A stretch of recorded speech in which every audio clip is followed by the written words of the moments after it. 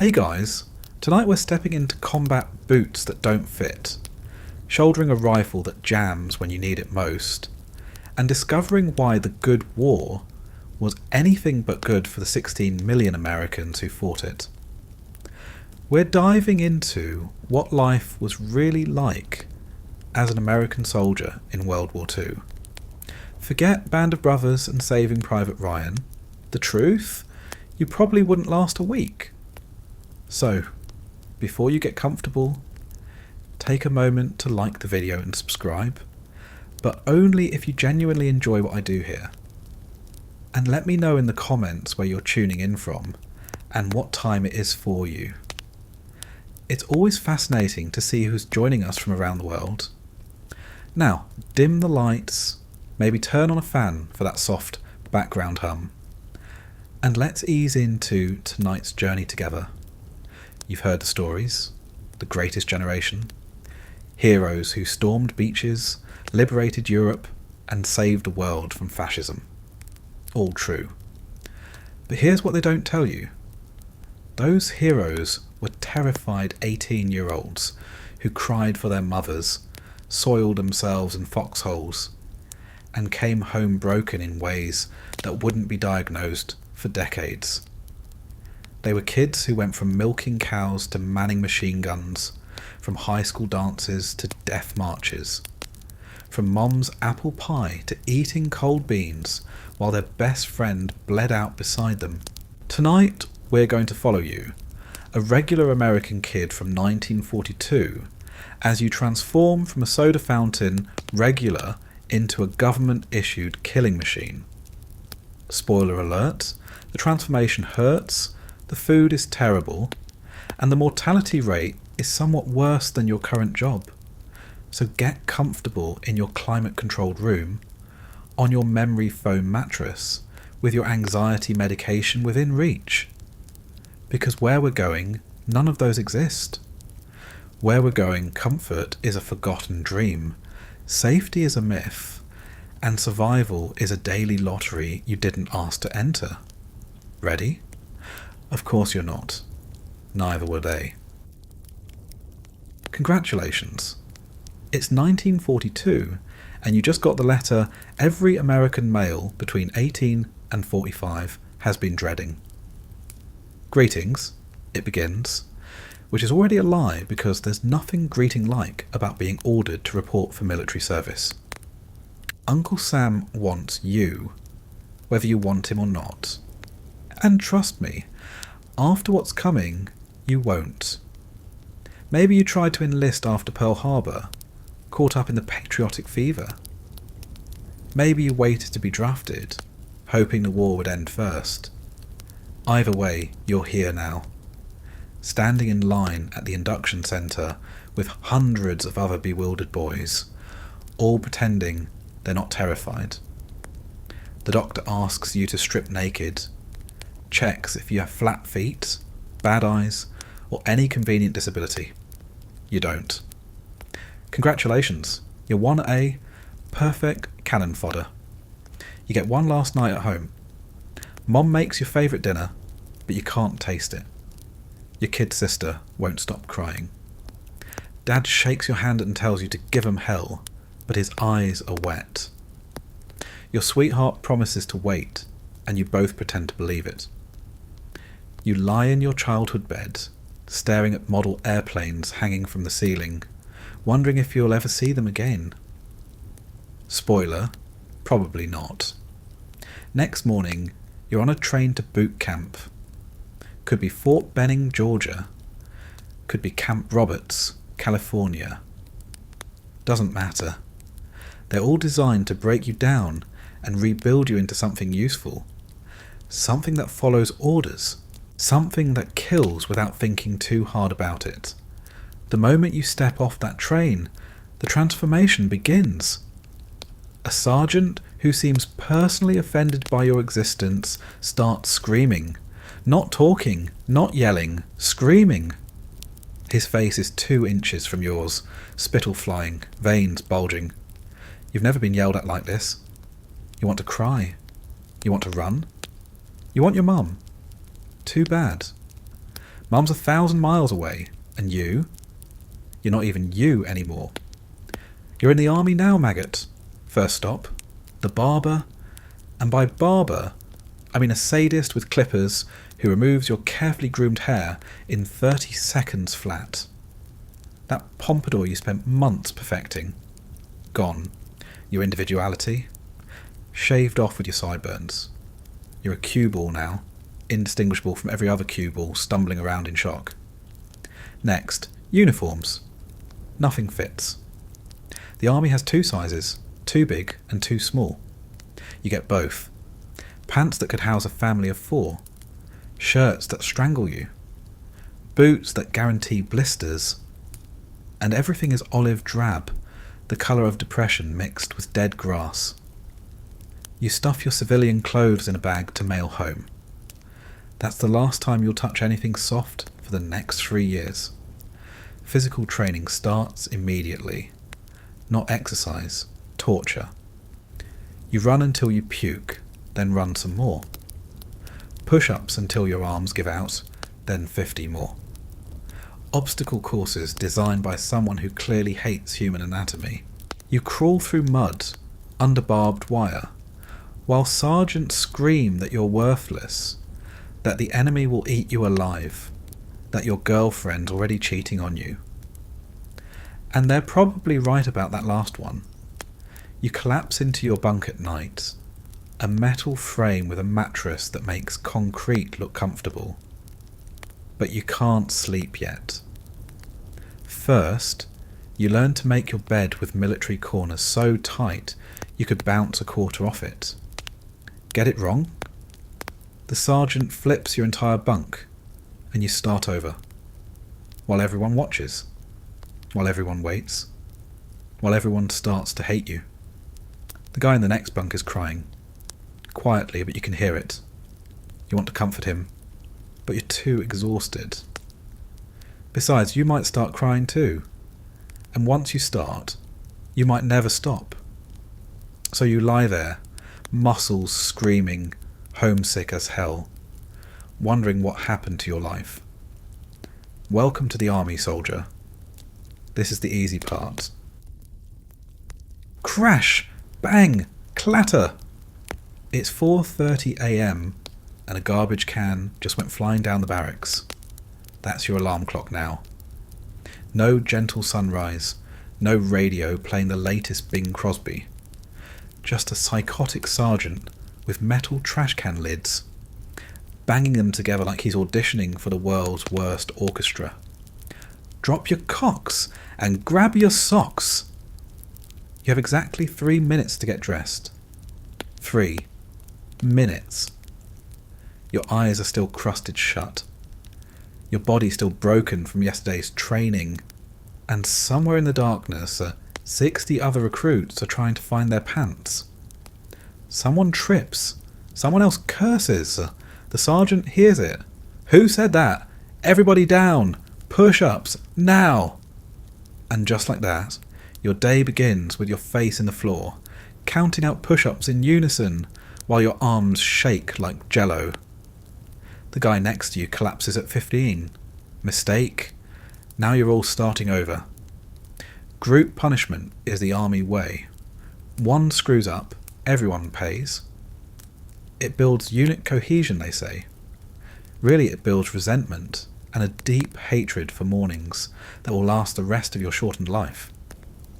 Finally, you're allowed to stand. Time to make your bunk.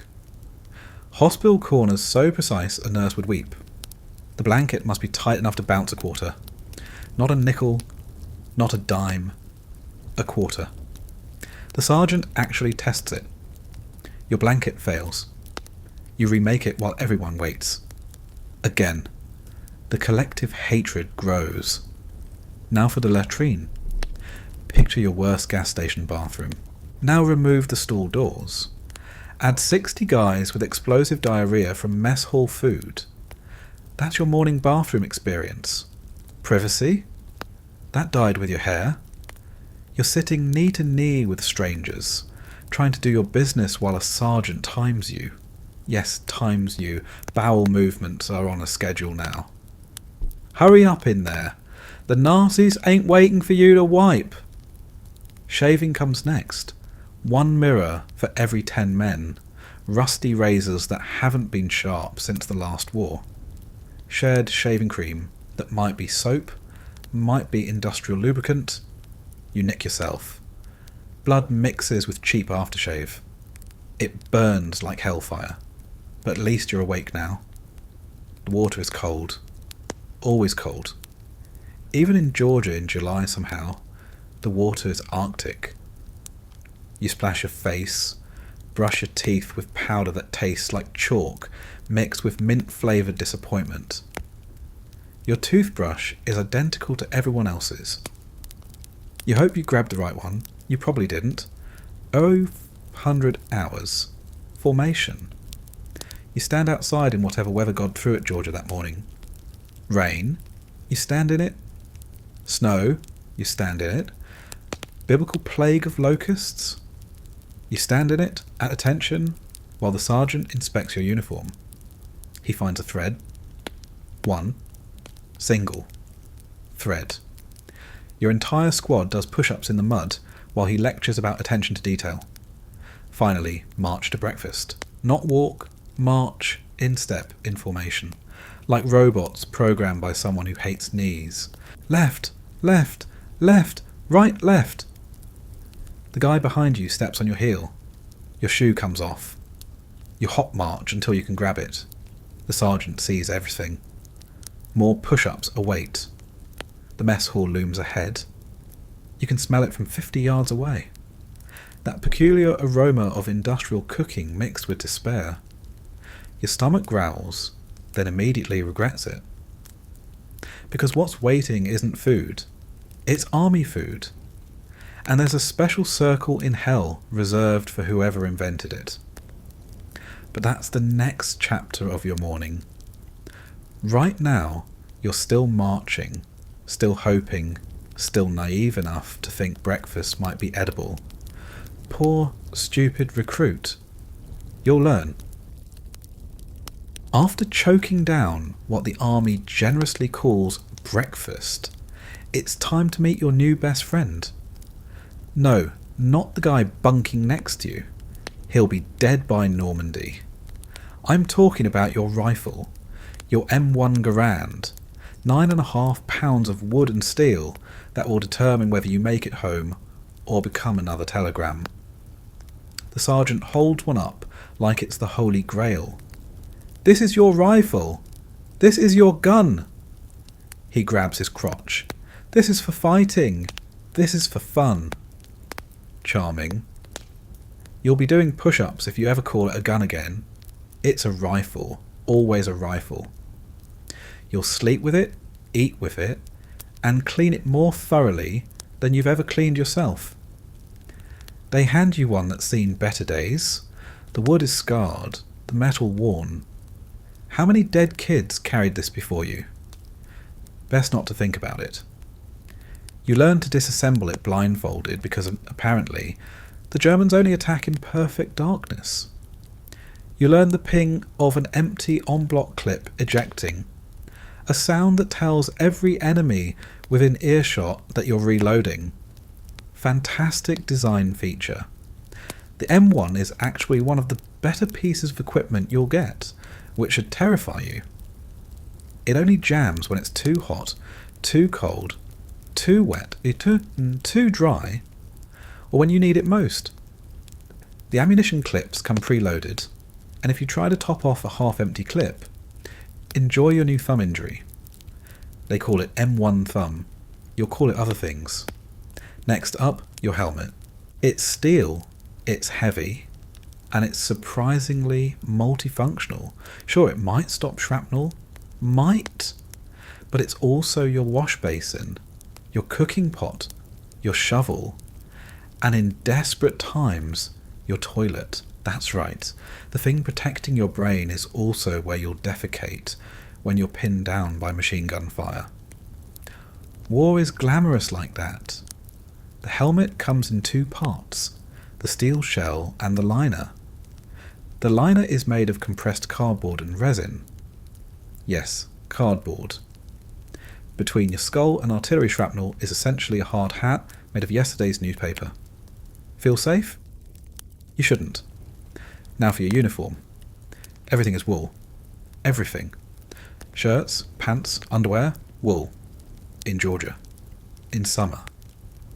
You'll sweat through it in minutes, and it'll never fully dry. It'll chafe in places you didn't know could chafe. In winter, it'll be the only thing between you and hypothermia, and it still won't be enough. When it gets wet, and it will always be wet, it weighs twice as much and smells like a sheep dyed in a gym sock. Your boots deserve their own circle of hell. They're leather, theoretically. But the army bought them from the lowest bidder, so they're more like cardboard wrapped in the suggestion of leather. They don't fit. They never fit. Too tight in the toes, too loose in the heel. The laces break if you look at them wrong. Within a week, you'll have blisters on your blisters. Within a month, the sole will start separating. In combat, water will pour in through gaps you can't see, and your feet will rot, literally rot. Trench foot isn't just a World War I thing, but wait, there's more. Your pack. Your glorious, spine-crushing pack. Empty, it weighs 15 pounds. Filled with everything the army insists you need, it's 60, 80 pounds of pure misery. Ammunition, rations, extra socks, that won't help. Entrenching tool. A small shovel for digging your own grave. First aid kit, sulphur powder and hope. Gas mask, that fogs instantly. Shelter half a tent, because you need a buddy to not die of exposure. Blanket, mess kit, and 20 other things that will bruise your kidneys with every step. The straps cut into your shoulders. The weight destroys your back. After a 20-mile march, you'll have raw, bleeding grooves where the pack ate through your uniform and into your flesh. The medic might have some tape. Probably not. Speaking of the gas mask, let's talk about that masterpiece. It's rubber that's been vulcanized to the consistency of a tire. It smells like a chemical factory had a baby with a burning garbage dump. When you put it on, the eyepieces fog immediately. Always. The filters make breathing feel like sucking air through wet concrete. In training, they'll gas you with tear gas to make sure it works. Half the time, it doesn't. You'll spend 20 minutes crying, snotting, and vomiting while the sergeant laughs. "Mask confidence," he'll scream. Confidence? You're confident about one thing. If the Germans actually use gas, you're dead.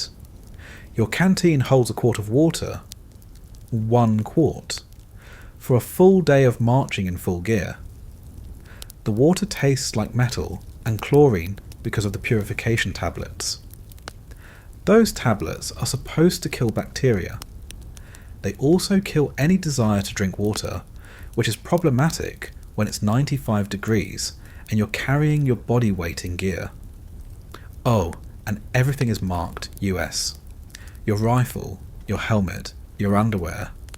Because apparently, in the chaos of war, you might forget which army you're in. Or maybe it's to help identify your corpse. The army thinks of everything. This is your equipment. Your life depends on it, which is unfortunate, because most of it seems designed by someone who actively wants you dead. But don't worry, soon you'll be too exhausted to care. Time for physical training. With all this gear on, in the Georgia heat, this is going to hurt. Remember when you thought Mum's meatloaf was bad? When you pushed vegetables around your plate and complained about having liver and onions again? You sweet, naive fool. You had no idea how good you had it. Now it's time to meet army cuisine, where flavour goes to die, and nutrition is a vague suggestion. Welcome to the mess hall, a cavernous room that smells like a hospital crossed with a rendering plant. The floors are concrete, the tables are metal, and everything echoes with the sound of 200 men discovering what despair tastes like. You shuffle through the line with your metal tray, each compartment about to receive its daily dose of culinary punishment. The servers, fellow soldiers who drew the short straw, slop portions onto your tray with all the enthusiasm of gravediggers. They know what they're serving. They've eaten it too. First up, powdered eggs. The army takes real eggs, removes everything that makes them eggs, turns them into dust, then adds water and yellow dye. The result looks like scrambled eggs if you squint and have recently suffered head trauma. They taste like rubber bands marinated in sadness. The texture? Imagine chewing a sponge that's been used to clean a chicken coop. They're also green sometimes. No one knows why. Next, the meat. Is it beef? Pork? Some unholy fusion of animals that didn't run fast enough? The official term is shit on a shingle. Creamed chipped beef on toast. The unofficial term isn't printable. It's grey, it's lumpy, and it moves on your plate in ways meat shouldn't move. The toast underneath has the consistency of roofing tiles and tastes about the same. Coffee? Sure, if you define coffee as hot brown water that might have once been in the same room as a coffee bean. It's so weak you can see through it, yet somehow still bitter enough to strip paint. Sugar is rationed. Milk is powdered and tastes like chalk. You drink it anyway because it's hot, and warmth is the only pleasure left in your life. But breakfast is a feast compared to field rations. Let me introduce you to the sea ration, your new lunch and dinner for the foreseeable future. Each can is a mystery wrapped in olive drab. The labels are helpful. Meat and beans.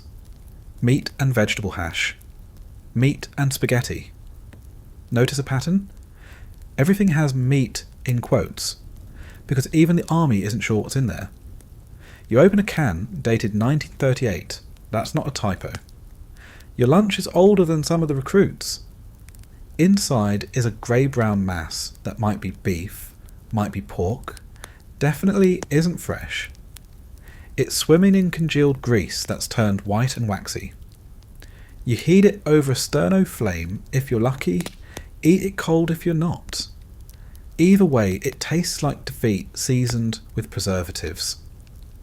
The crackers that come with it aren't crackers. They're hardtack's evil cousin.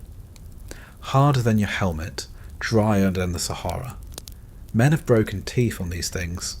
You learn to soak them in water first, creating a paste that tastes like wallpaper, but at least won't require dental surgery.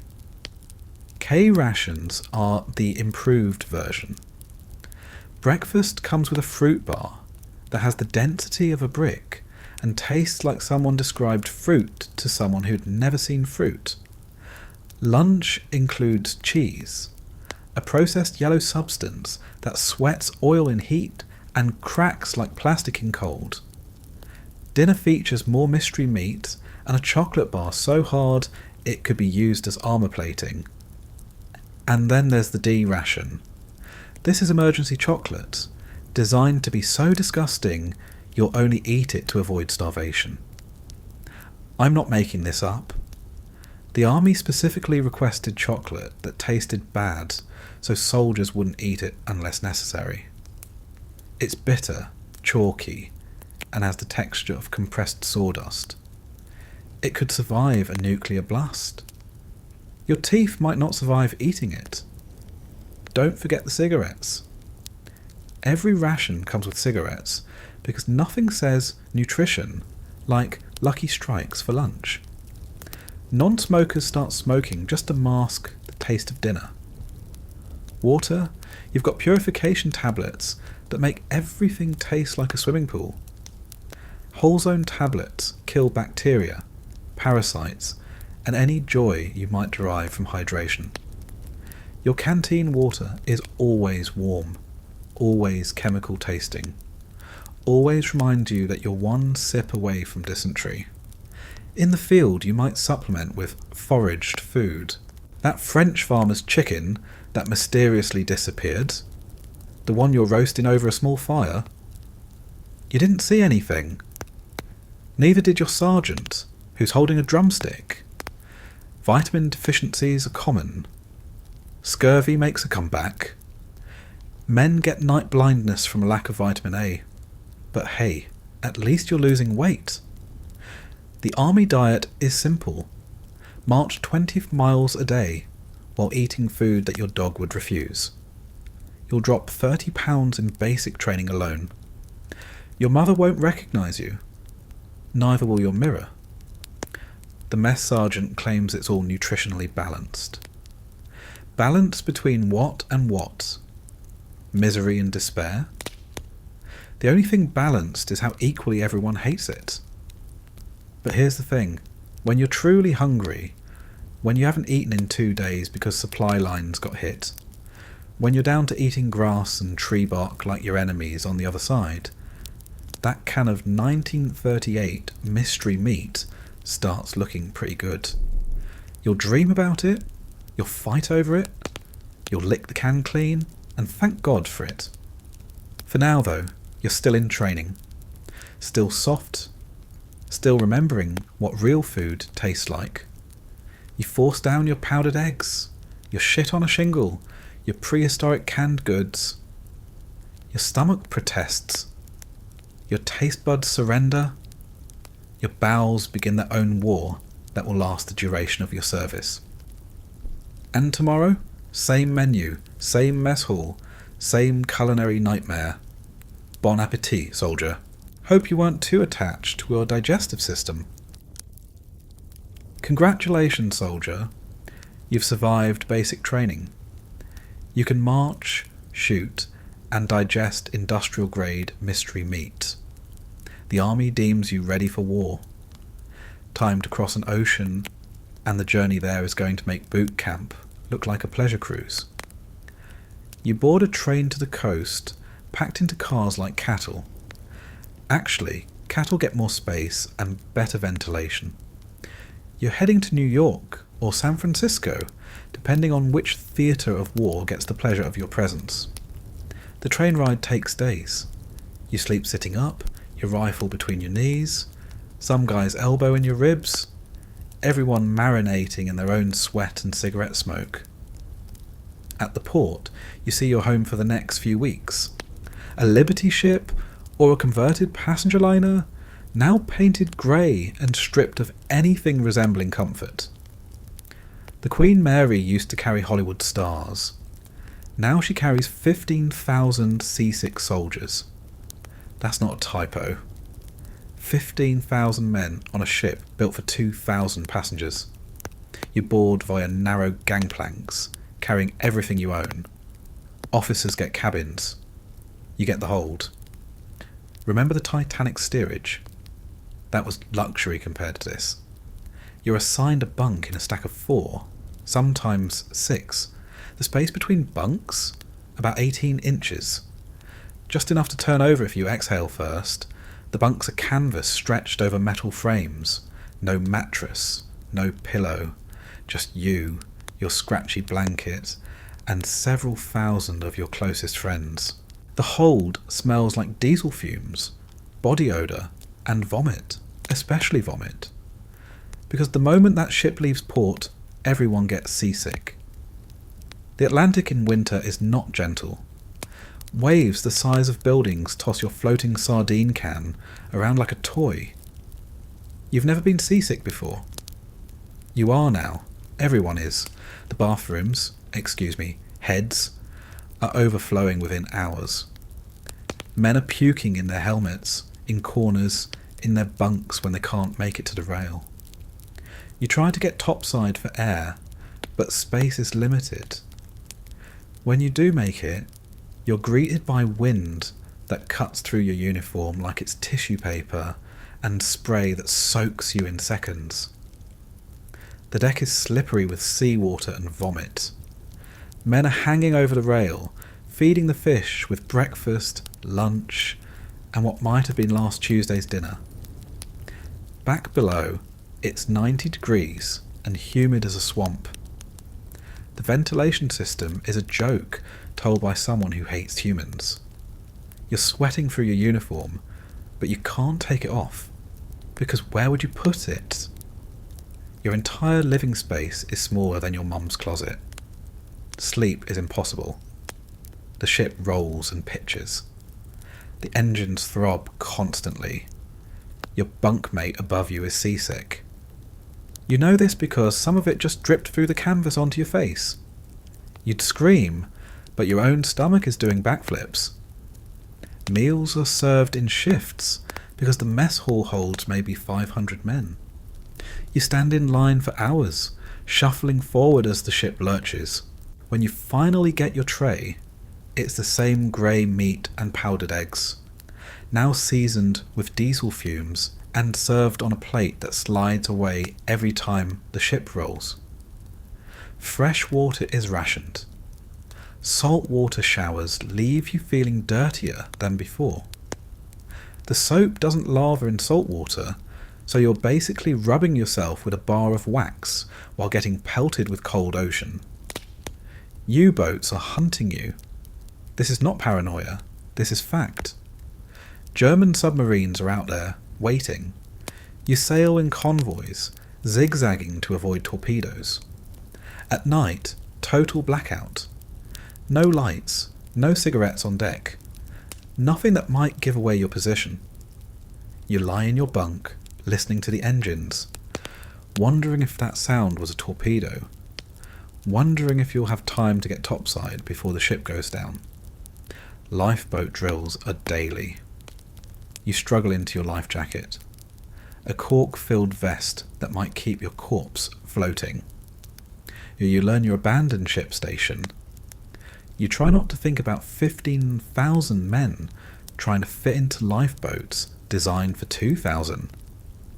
You really try not to think about the water temperature in the North Atlantic. Survival time if you go in. About 15 minutes. For entertainment, you have nothing. Maybe a dog-eared paperback that's been read by 500 guys before you.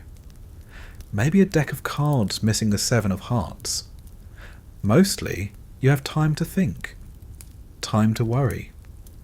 Time to realise you're heading to war, and this might be the last ocean you ever cross. Fights break out daily. Put 15,000 bored, seasick, terrified men in a confined space and see what happens. Someone bumps someone in the chow line. Someone snores too loud. Someone exists in the wrong place at the wrong time. The MPs break it up, but tension is thicker than the cigarette smoke. If you're headed to the Pacific, add another week or 2 to your journey. Stop in Hawaii if you're lucky. Straight to some god-forsaken island if you're not. The heat gets worse the further south you go. The hold becomes a sauna. Men pass out from heat exhaustion. The smell. God, the smell. It's like being trapped inside a gym sock worn by King Kong. 2 weeks, 3 weeks, sometimes a month at sea. Time loses meaning. You forget what solid ground feels like. You forget what clean air smells like. You forget what it's like to not be nauseous. Finally, land. England, maybe.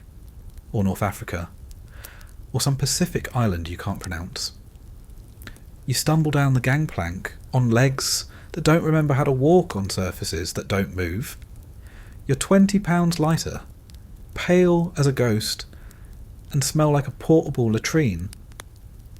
Welcome to the war, soldier. The easy part's over. The ships were bad. Wait until you see where you're sleeping tonight. And tomorrow night. And every night until you die or the war ends, whichever comes first. The morning starts like any other, except today someone's actively trying to kill you. Not yelling at you, not making you do push-ups, actually trying to end your life. Welcome to combat, where all that training meets reality and reality wins. You've been in theatre for a week, maybe 2. Long enough to get dysentery from local water. Not long enough to understand what's coming. The veterans, the guys who've survived more than a month, look through you, not at you. They don't learn names anymore. What's the point? Then it happens. Could be dawn, could be midnight. A sound you've never heard before but instantly recognise. Incoming artillery. The whistle starts high, gets louder, closer. Your training said, hit the dirt. Your body freezes. The veteran next to you tackles you into the mud just as the world explodes. The sound isn't what movies prepared you for. It's not a boom. It's a crack that splits your skull. A pressure that crushes your chest. A violence that rewrites physics. Dirt rains down. Hot metal hisses past. Someone screaming. Might be you. More whistles. More explosions. The ground jumps and bucks like it's trying to throw you off the planet. You press your face into the dirt, trying to become one with the earth. Your helmet feels like tissue paper. Your rifle is somewhere. You dropped it when the world went insane. Incoming! Incoming! No kidding. You figured that out when the tree next to you stopped existing. Splinters the size of your forearm whistle past. The guy who was there a second ago isn't there anymore. Parts of him are, but the barrage stops. Ears ringing, can't hear, can't think. Someone's pulling you up, mouth moving. Probably saying move, or attack, or medic. All you hear is E, E, E. Now you're running. Why? Because everyone else is. Your legs work independently of your brain, following the herd. Rifle fire cracks around you. Those snaps and zips, bullets. Actual bullets trying to find your soft parts. You see your first enemy soldier? He's 50 yards away, aiming at you. Time slows. You raise your rifle. Your hands shake so bad the sight picture looks like a paint mixer. You squeeze the trigger. Miss. He doesn't. The guy next to you grunts and sits down hard, like someone told him a really surprising joke. Then you see the red spreading across his chest. He looks confused. Mum, he says, then nothing. Your training kicks in. Or maybe it's just panic dressed up as training. You're firing your rifle. The M1 goes bang, bang, bang, ping, empty. You fumble for another clip. Bullets crack off a rock by your head, spraying your face with stone fragments. Someone's screaming, "Medic! Medic!" over and over. Oh, it's you. You're screaming for a medic for the guy who's past needing one. Your voice sounds wrong, high and cracked like you're 13 again. Machine gun fire. Nothing prepares you for machine gun fire. It's not rat-tat-tat-tat like the movies. It's a buzzsaw, a meat grinder, a horizontal rain of death. Trees explode into splinters. The ground erupts in tiny geysers. The air itself seems to turn solid with lead. You're behind something. A wall, a dead cow, a fold in the ground. Anything. Everything. You make yourself smaller. If you could crawl inside your helmet, you would. If you could mail yourself home in an envelope, you'd pay the postage. Grenade! A metal pineapple lands near you. Not near someone else, near you. Your brain says run. Your legs say no. Someone kicks it away. It explodes. Dirt and something wet hits your face. Don't think about what the wet is. Your sergeant is yelling orders. When did he get here? What's he saying? Doesn't matter. You follow because not following means staying here.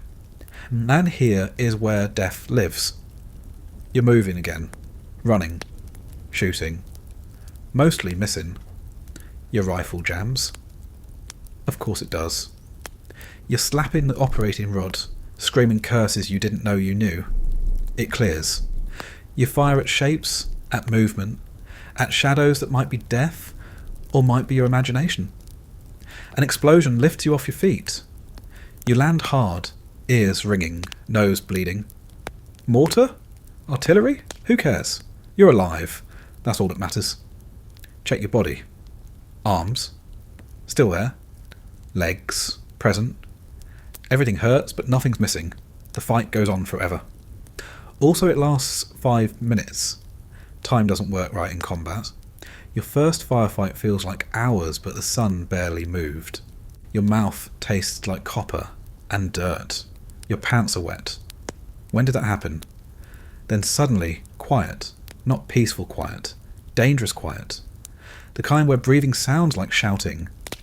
You stay low, weapon ready, waiting for the next horror. Ceasefire! Ceasefire! It's over. For now. You survived. Look at you. A combat veteran. You've been in your first fight and you're still vertical. Mostly. The count comes in. 3 dead, 7 wounded. The dead were alive an hour ago. Had breakfast with you. Complained about the powdered eggs just like you. Now they're being wrapped in ponchos. Their dog tags collected. Their personal effects bagged. You sit there shaking. Not from fear, you tell yourself. Adrenaline. Sure. Your hands won't stop trembling. Your cigarette shakes so bad you can barely light it. The veterans nod knowingly. They remember their first time too. Gets easier, one says. He's lying and you both know it. It doesn't get easier. You just get number. Your soul grows calluses. Parts of you shut down to keep the rest functioning. Night falls. You dig a foxhole with your entrenching tool. Every shadow could be an enemy. Every sound could be death approaching. You haven't slept in 36 hours, but sleep is impossible. Your body vibrates with leftover adrenaline and fresh terror. Tomorrow you'll do it again. And the day after. And the day after that. Until you're dead, wounded, or the war ends. Your first day of combat is over, you survived. 364 more days until you can rotate home. If you make it. Welcome to the war, soldier. The one they didn't tell you about in boot camp. The one where boys become ghosts, and ghosts become memories. And memories become the things that wake you up screaming for the next 50 years. But hey, at least you're not doing push-ups in the rain anymore, right? Right? Home sweet home, soldier. That pile of dirt you're looking at. That's your new residence. No address, no zip code, just a hole in the ground that you'll defend with your life because it's the only thing between you and becoming fertilizer. Your entrenching tool, that tiny shovel strapped to your pack, is about to become your most important possession. More important than your rifle. More important than your last letter from home. Because if you can't dig fast enough, deep enough, you're dead. It's that simple. The first rule of foxholes. Dig deep or die. The second rule, it's never deep enough. You scrape and claw at the earth like a meth-addicted gopher. The ground might be frozen solid, might be solid rock, might be swamp mud that fills back in as fast as you dig. Doesn't matter. You dig. A proper foxhole is supposed to be armpit deep. That's the manual talking. In reality, you dig until someone starts shooting at you. Then you try to become one with the earth. Your hole is as deep as terror can make it in the time artillery gives you. 2-man foxholes are standard. You and your foxhole buddy become closer than lovers. You'll know every sound he makes, every smell he produces, every prayer he whispers. When he gets dysentery, and he will, you'll pretend the liquid sounds and sulphurous stench don't bother you. When you get it, and you will, he'll return the favour. Rain is your constant companion. It starts as a drizzle, then becomes a downpour, then becomes your life. Your foxhole fills with water. First an inch, then 6, then you're waist deep in muddy soup that's part rainwater, part groundwater, part human waste. You can't bail it out, because bailing means standing up. And standing up means snipers get target practice. So you sit in it. Your feet go numb first. That's the good news. The bad news is they're not numb. They're dying. Trench foot starts as wrinkled white skin, progresses to pain that makes you want to saw your own legs off, ends with gangrene and amputation if you're lucky, death if you're not. The mud has personality. It sucks your boots off with every step. It cakes on your uniform until you're carrying an extra 20 pounds of earth. It gets in your rifle, your food, your eyes, your soul. You become a mud creature, indistinguishable from the earth except for the parts that hurt. Winter brings frozen mud, which sounds better until you try to dig in it. Your entrenching tool bounces off like you're attacking concrete. Your hands blister, split, bleed. The blood freezes to the handle. You keep digging because the alternative is being above ground when the next barrage comes. When the ground finally yields, you discover it's not frozen all the way down. 2 feet deep, it turns to soup. So now you're in a hole with ice walls and swamp floor. Your feet are simultaneously freezing and rotting. Medical science shouldn't allow this, but here you are. Sleep? You don't sleep in a foxhole. You exist in a state between consciousness and death. One man stays awake while the other rests. Resting means closing your eyes while remaining completely alert to every sound. That rustle could be wind, could be a German patrol, could be a rat the size of a house cat coming for your rations. Oh yes, the rats. They're everywhere, fearless and fat from feeding on things you don't think about. They run across your face at night. They chew through your pack to get at food. They're so bold they'll fight you for your sea rations. And they're the size of small dogs, because the battlefield provides an all-you-can-eat buffet. Lice are your other constant companions. They live in the seams of your uniform, in your hair, in places you didn't know you had. They bite constantly. You're covered in red welts that you scratch until they bleed, which attracts infection, which attracts flies, which lay eggs, which, let's just say you become an ecosystem. You haven't bathed in weeks, maybe months. Your smell could peel paint if there was any paint left on anything. It's a combination of sweat, fear, cordite, mud, and decay. Everyone smells the same, so no one notices anymore. Civilization is a memory that fades more each day. Bodily functions don't stop because you're in combat. When nature calls, you have options, all bad. You can use your helmet, yes, the same one protecting your brain. You can crawl to the designated latrine area and risk getting shot while your pants are down. Or you can just go where you are. Pride dies quickly in combat. The foxhole becomes your entire world. You customize it with small shelves carved into the walls for ammunition and personal items. A photo of your girl wrapped in waterproof cellophane. A lucky charm that's failed to bring any actual luck. Letters from home that you've read so many times the words have worn off. During barrages, the foxhole transforms. It becomes a grave you're trying not to die in. Artillery turns the earth into a moonscape. Near misses collapse walls, bury men alive. You dig out, gasping, spitting mud, only to dig in again because the shelling hasn't stopped. Direct hits. Well, there's nothing left to bury. Your foxhole buddy is there 1 second, gone the next, replaced by a smoking crater. You don't have time to mourn. You find another buddy, dig another hole, pretend this one will be luckier. Between attacks, you improve your position.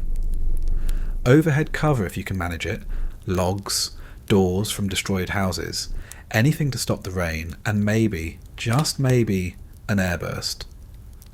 You know it won't stop a direct hit, but it makes you feel better. Psychology matters when you're slowly going insane. The lucky ones get to rotate back occasionally. A day, maybe 2, in a rest area. Rest area means a barn if you're fortunate, a tent if you're not. You get to eat hot food that's almost identifiable. Maybe wash your socks in a helmet full of cold water. Pretend you're still human. Then back to the line. Back to your hole. Back to the mud and fear. And the intimate knowledge that you're one ranging shot away from becoming part of the landscape you're hiding in. Some men crack. They get the 1,000-yard stare. Stop responding to their names. Start talking to people who got vaporized last week. They're not cowards. They're broken. Their minds went AWOL even if their bodies stayed in the hole. You're still here. Still digging. Still fighting. Your hands are claws. Your feet are rotting. Your mind is fraying at the edges. But you're alive. In this muddy hole, in this tiny piece of hell you've carved out of the earth. You're alive. That's victory enough for today. Tomorrow you'll dig another hole, if you're lucky, if you're alive. Mother Nature isn't neutral in this war. She's actively trying to kill you, and she's more consistent than the Germans. At least the enemy takes breaks. Weather? Weather is 24/7 psychological and physical warfare with no Geneva Convention to hold it back. Let's start with European winter, specifically the winter of 1944-45, the coldest in decades, because apparently God has a sense of humour, and it's dark. You're in Belgium, the Ardennes forest. Ever heard of the Battle of the Bulge? That's where you are. And the bulge isn't the only thing that's going to be famous about this hellscape. Temperature, -20 Fahrenheit on a warm day. The kind of cold that makes your lungs hurt just breathing. Your issued winter gear is a joke. A coat that might work in New Jersey. Gloves that tear on the first barbed wire. Boots that are still the same leather disasters from basic training. The Germans have fur-lined everything. You have wool that freezes solid when wet. Guess which one is always wet? Your feet go first. The leather boots soak through in minutes.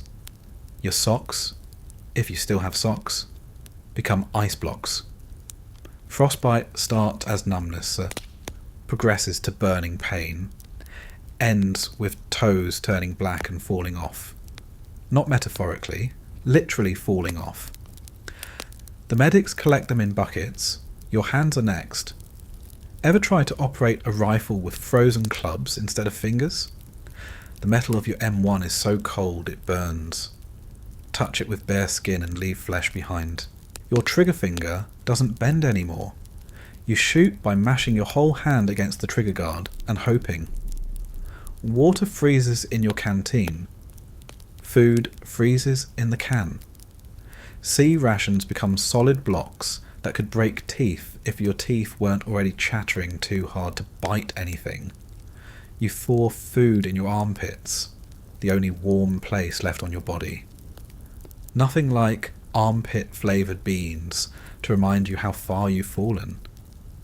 Snow blindness is real, and it's everywhere. The whole world turns white and your eyes give up. Even with makeshift goggles, usually just cloth with slits cut in it, the glare is murder. You stumble around like drunks, running into trees, falling into holes, shooting at shadows, because everything looks like enemy movement when you can't see. But wait, you're saying, what about fires? Sure, build a fire. The smoke gives away your position and brings artillery faster than you can say frostbite.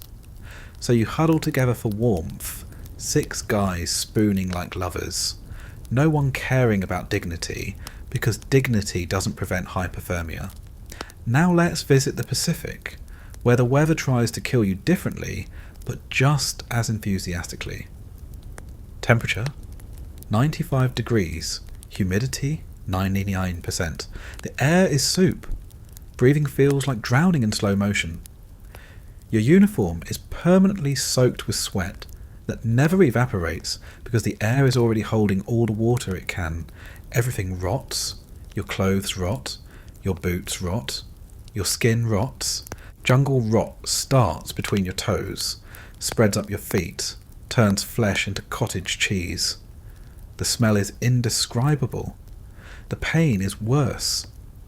Walking feels like stepping on broken glass covered in salt. Rain doesn't fall in the Pacific. It attacks. Monsoons that drop inches per hour, turning trails into rivers, foxholes into swimming pools, men into miserable waterlogged zombies. Your poncho is useless. Water finds every gap, every seam. You're soaked to the bone in seconds and stay that way for weeks. The mud in the Pacific makes European mud look like dust. It's not just wet earth. It's decomposed vegetation, volcanic ash, and the liquefied remains of everything that's ever died in the jungle.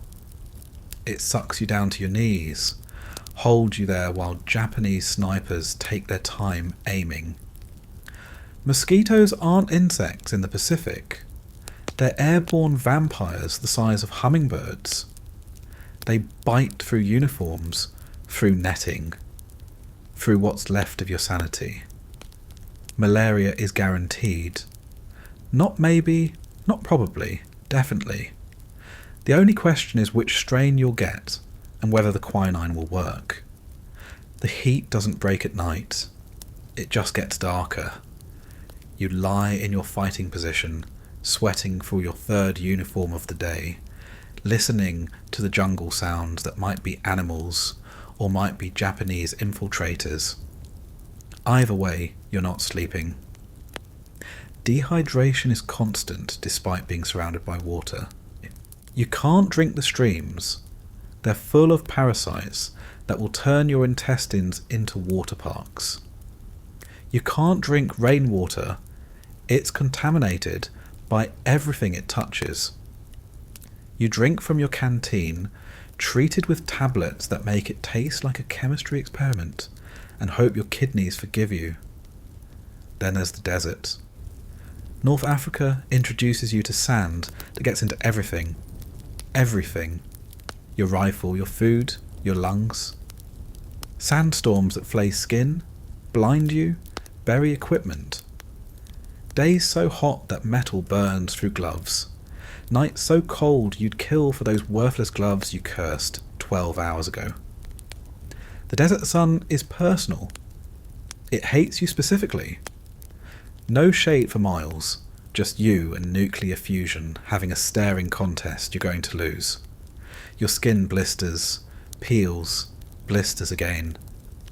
Lips crack and bleed. Eyes feel like someone's rubbing them with sandpaper. And always, always, the thirst that makes you consider drinking your own urine. Some do. Italy brings its own special hell. Mountains and rain. Climbing mountains in full gear, while Germans shoot at you from above. Rain that turns mountain paths into mudslides. Whole units swept away by flash floods. Mules falling off cliffs, taking supplies with them. You, clinging to rocks with bleeding fingers, wondering why you didn't join the Navy. Wind deserves its own mention. In the mountains, it'll blow you off a cliff. In the desert, it drives sand into your eyes until you're blind. In winter, it cuts through every layer of clothing like they're made of tissue paper. Wind chill, the army hasn't heard of it. You're just weak if you complain about the wind literally freezing your face off. Weather doesn't take sides, but it definitely has preferences. It prefers you dead. Sun poisoning, heat stroke, hypothermia, frostbite, trench foot, jungle rot.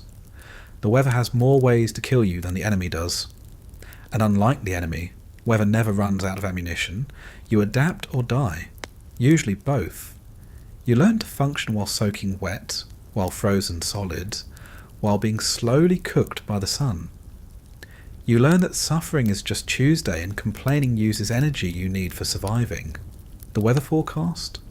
Pain with a chance of agony, followed by extended periods of misery. But hey, at least it builds character, right? That's what the officers say from their heated command posts while you're out here growing icicles from your nostrils or sweating out what's left of your soul. Character. Sure, that's what we're calling it. Congratulations, you've survived German bullets, Japanese banzai charges, and weather that hates you personally. Too bad the microscopic world wants you dead too. Disease kills more soldiers than combat, and the medical care? Well, let's just say you better hope for a quick death over a slow infection. Let's start with the classics. Dysentery, aka the GI's revenge, aka the screaming shits. Everyone gets it. Everyone. Your intestines become a water slide of horror. You're sprinting to the latrine every 20 minutes, assuming you make it. Often you don't. Nothing says warrior like soiling yourself while under fire, because your bowels have declared independence. The medics give you sulfur pills that might help if the dysentery is bacterial, if it's amoebic. Enjoy the next 6 months of your life leaking from both ends. You'll lose 30 pounds you can't spare, shit blood, and pray for death while squatting over yet another slit trench. Malaria is the Pacific's special gift. The mosquitoes inject you with parasites that set up shop in your liver and throw parties every few days. Fever spikes to 104, teeth chattering so hard you crack molars, sweating through 3 uniforms while simultaneously freezing. Then it breaks.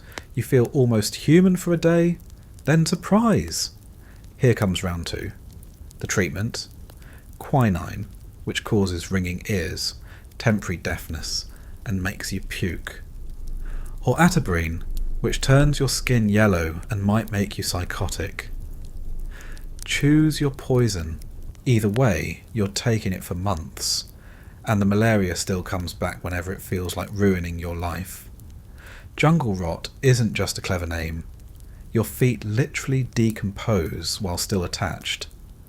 The skin peels off in sheets. The smell makes hardened combat veterans gag. Walking feels like stepping onto hot coals covered in salt and battery acid. The treatment? Keep your feet dry, in a jungle, during monsoon season. Good luck with that. Trench foot is jungle rot's European cousin. Your feet are wet for weeks, blood flow stops, tissue dies. First they're numb, then they burn, then they turn black. If you're lucky, you keep your feet but can't walk right again. If you're unlucky, the surgeon starts sawing. No anaesthesia beyond a shot of morphine and a leather strap to bite. Speaking of medical care, meet your company medic. He's 19 years old, had 6 weeks of training, and carries bandages, morphine, and sulphur powder. That's it. Got a sucking chest wound? He'll slap a bandage on it and hope for the best. Gut shot? Morphine and prayers. Missing a limb? Tourniquet and more morphine. Field hospitals are Hieronymus Bosch paintings come to life. Surgeons operating by candlelight, up to their elbows in gore, making decisions about who might live and who's not worth the effort. The triage tag system. Red means you might make it with immediate surgery. Yellow means you can wait. Black means start planning your funeral. If you make it to surgery, congratulations on winning the lottery. Now, enjoy your prize. Getting cut open on a table that was sterilised by wiping it with alcohol, if they had alcohol. The surgeon's been awake for 72 hours straight. His hands shake from exhaustion and too much coffee. Anaesthesia is either too much, you never wake up, or too little, you wake up during. infection is guaranteed. Antibiotics, penicillin exists, but it's rarer than a sympathetic sergeant.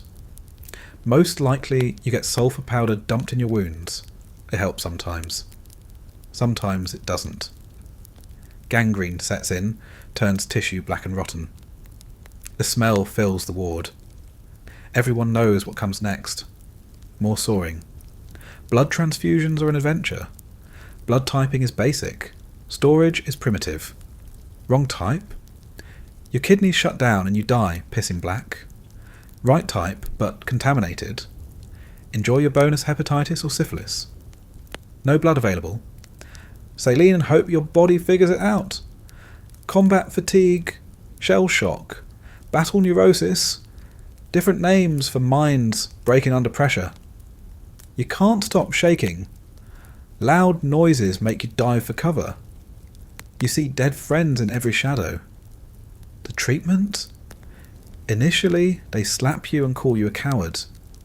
Later, they might send you to a rest centre for a few days. Then back to the line, because the war needs bodies, broken or not. Venereal disease runs rampant. Every army lecture about keeping it in your pants fails against human nature. Gonorrhea makes pissing feel like passing molten lava. Syphilis starts as sores, progresses to madness. The treatment involves injections in places injections shouldn't go, followed by weeks of antibiotics you probably won't finish because you're needed back at the front.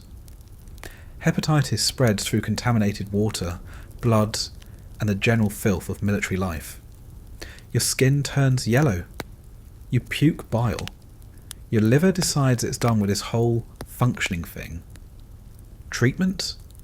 Bed rest? In a war zone, while your unit moves on without you. Typhus comes courtesy of lice. High fever, rash, delirium.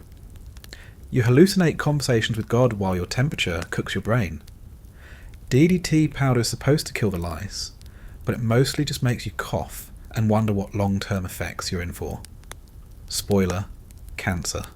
Lots of cancer. Frostbite isn't a disease, but might as well be. Your fingers turn white, then blue, then black. They're either numb or hurt, so bad you'd cut them off yourself if you could hold a knife. The medic's treatment? Keep them warm. Thanks, Doc. Why didn't I think of that while freezing to death in a foxhole? Even minor wounds go septic. That scratch from barbed wire? Now it's red, swollen, oozing pus. That blister? Infected? That mosquito bite you scratched? Welcome to blood poisoning. Everything wants to kill you, including your own immune system. The real treatment for most conditions is luck. Lucky if the medic reaches you.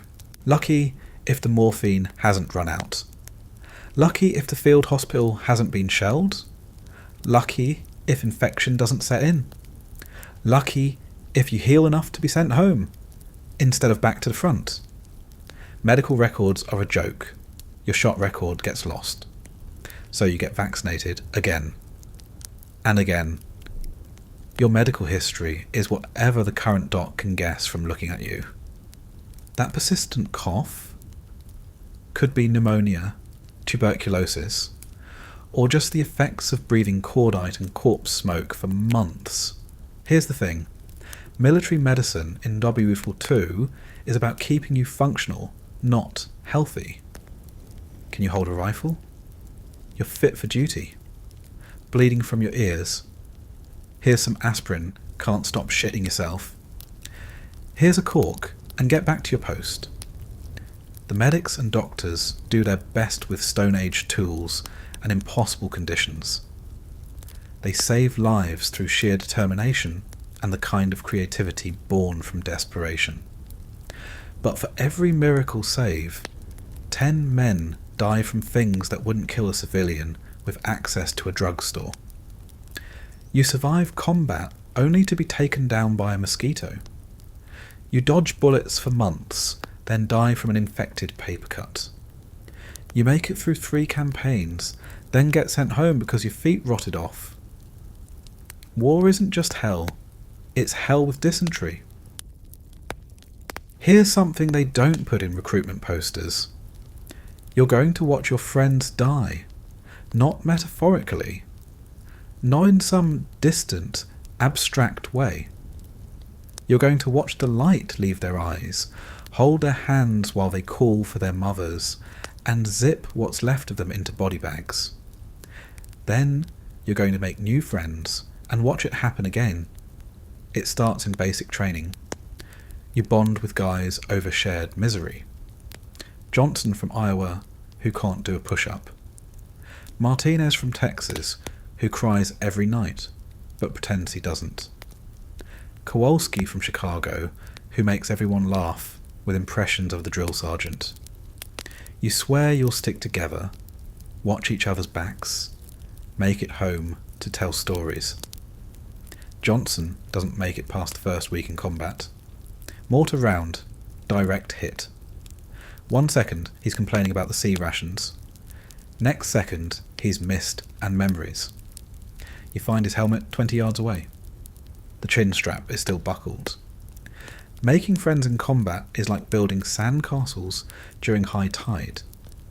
You know they're temporary, but you build them anyway, because the alternative is being alone with your fear. You learn not to ask about families, girlfriends, plans for after the war.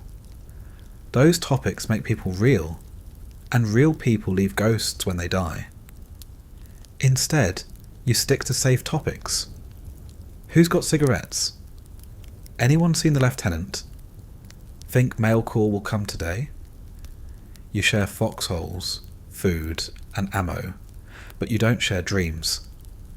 Dreams are dangerous. Dreams make you care, but you care anyway. Can't help it. When Martinez takes shrapnel in the gut and spends 6 hours dying, you're there. You lie to him, tell him he looks fine, he'll be dancing with Texas girls by Christmas. He knows you're lying. You know he knows. But you both pretend, because what else is there? The buddy system means you're never alone, which means you're never far from tragedy. Your foxhole buddy knows when you last took a shit, what you mumble in your sleep, how you like your terrible coffee. You know his rifle serial number better than your own because you've helped clean it so many times. You develop telepathic communication. A glance says, "I'll go left." A nod means covering fire in 3 seconds. Then one day he's not there. Sniper, maybe. Or he stepped on a mine. Or dysentery finally won. Point is, he's gone, and you're assigned a replacement who doesn't know the shorthand, doesn't know to wake you gently, because sudden movements make you violent, doesn't know anything except he's probably going to die too. The replacement, fresh from the States, still has all his original equipment, still calls magazines clips, still thinks this is an adventure. You want to hate him for being new, for being alive when better men are dead. But you can't, because in 2 weeks he'll either be dead or he'll be you, watching another replacement with those same hollow eyes. Letters become eulogies. You promise dying friends you'll write their families, tell them they were heroes. But what do you say? Dear Mrs. Johnson, your son died screaming for you after a German 88 turned his legs into hamburger. He was conscious for most of it. I held his hand while he shit himself and bled out. He was 19. No, you write lies. He died bravely, instantly, fighting for freedom. You leave out the parts about him crying, begging, trying to stuff his intestines back inside. Their families need heroes, not truth. Dog tags become morbid jewellery. You're supposed to take one, leave one with the body. But sometimes there's no body. Sometimes there's too much body spread over too wide an area. So you collect tags, carry them until you can turn them in. They clink in your pocket. A metallic reminder of faces you're already forgetting. You develop superstitions about friendship. Don't learn names until they survive a week. Don't look at photos of their families. Don't make plans together. Don't use the word when, only if. If we make it. If we get home. If we survive this fucking war. But loneliness is its own kind of death. So you break your rules. You learn that Kowalski's real name is Stanley. He's got a girl named Betty. He wants to open a hardware store after the war. You let him teach you Polish curse words. You share your last chocolate bar from home. You pretend there's an after. Then Kowalski catches a burst from a machine gun. 6 rounds, centre mass. He's dead before he hits the ground, which is a mercy. You take his dog tag, his letters from Betty, the photo he carried. You promise yourself you'll send them home. You promise yourself you'll tell Betty he talked about her constantly. You never do. What would be the point? She's moved on, or she hasn't, but either way, a letter from you won't help. You carry his things for a month, then leave them in a burned-out church somewhere in France. The war moves on. So do you. Replacement cycles become a cruel joke. New guys show up. You can see their expiration dates floating above their heads. The ones who talk too much die first. The ones who freeze under fire die second. The ones who think they're invincible die third.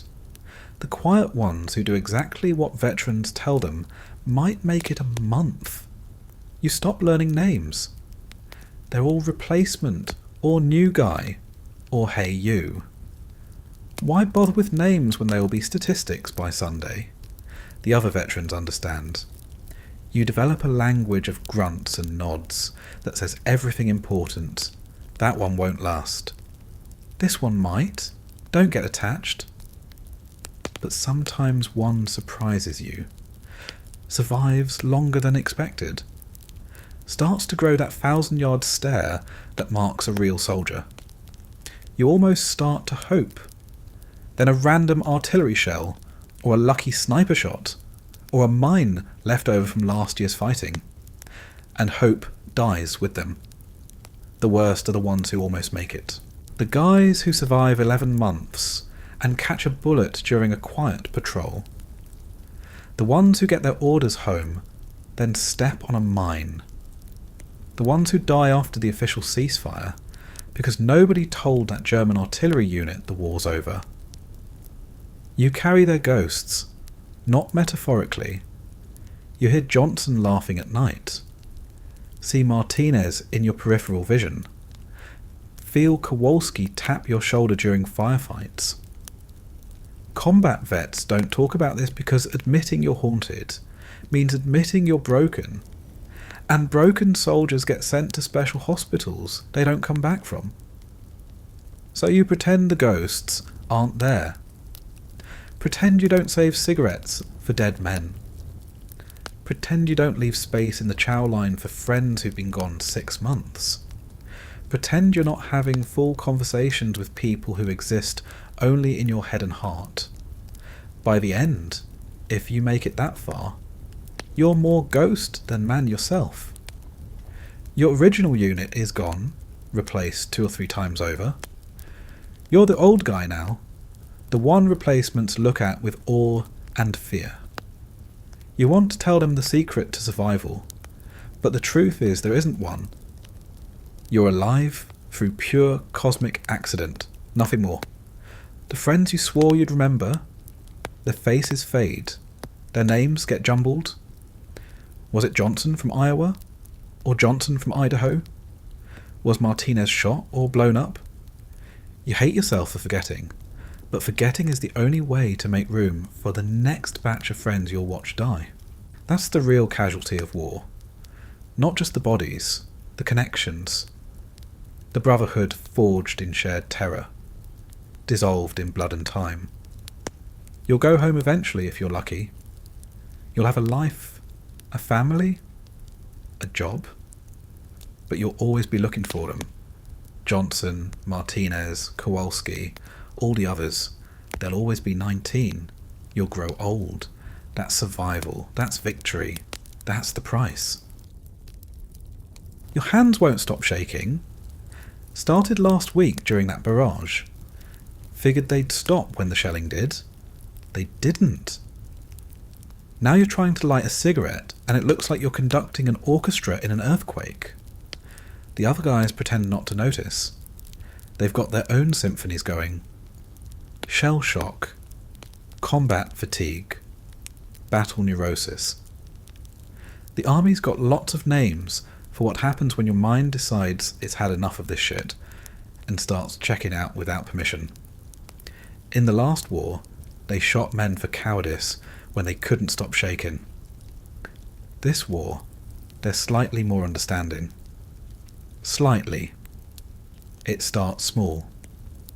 Maybe you flinch when someone drops a mess kit. Maybe you can't sleep unless you're holding your rifle.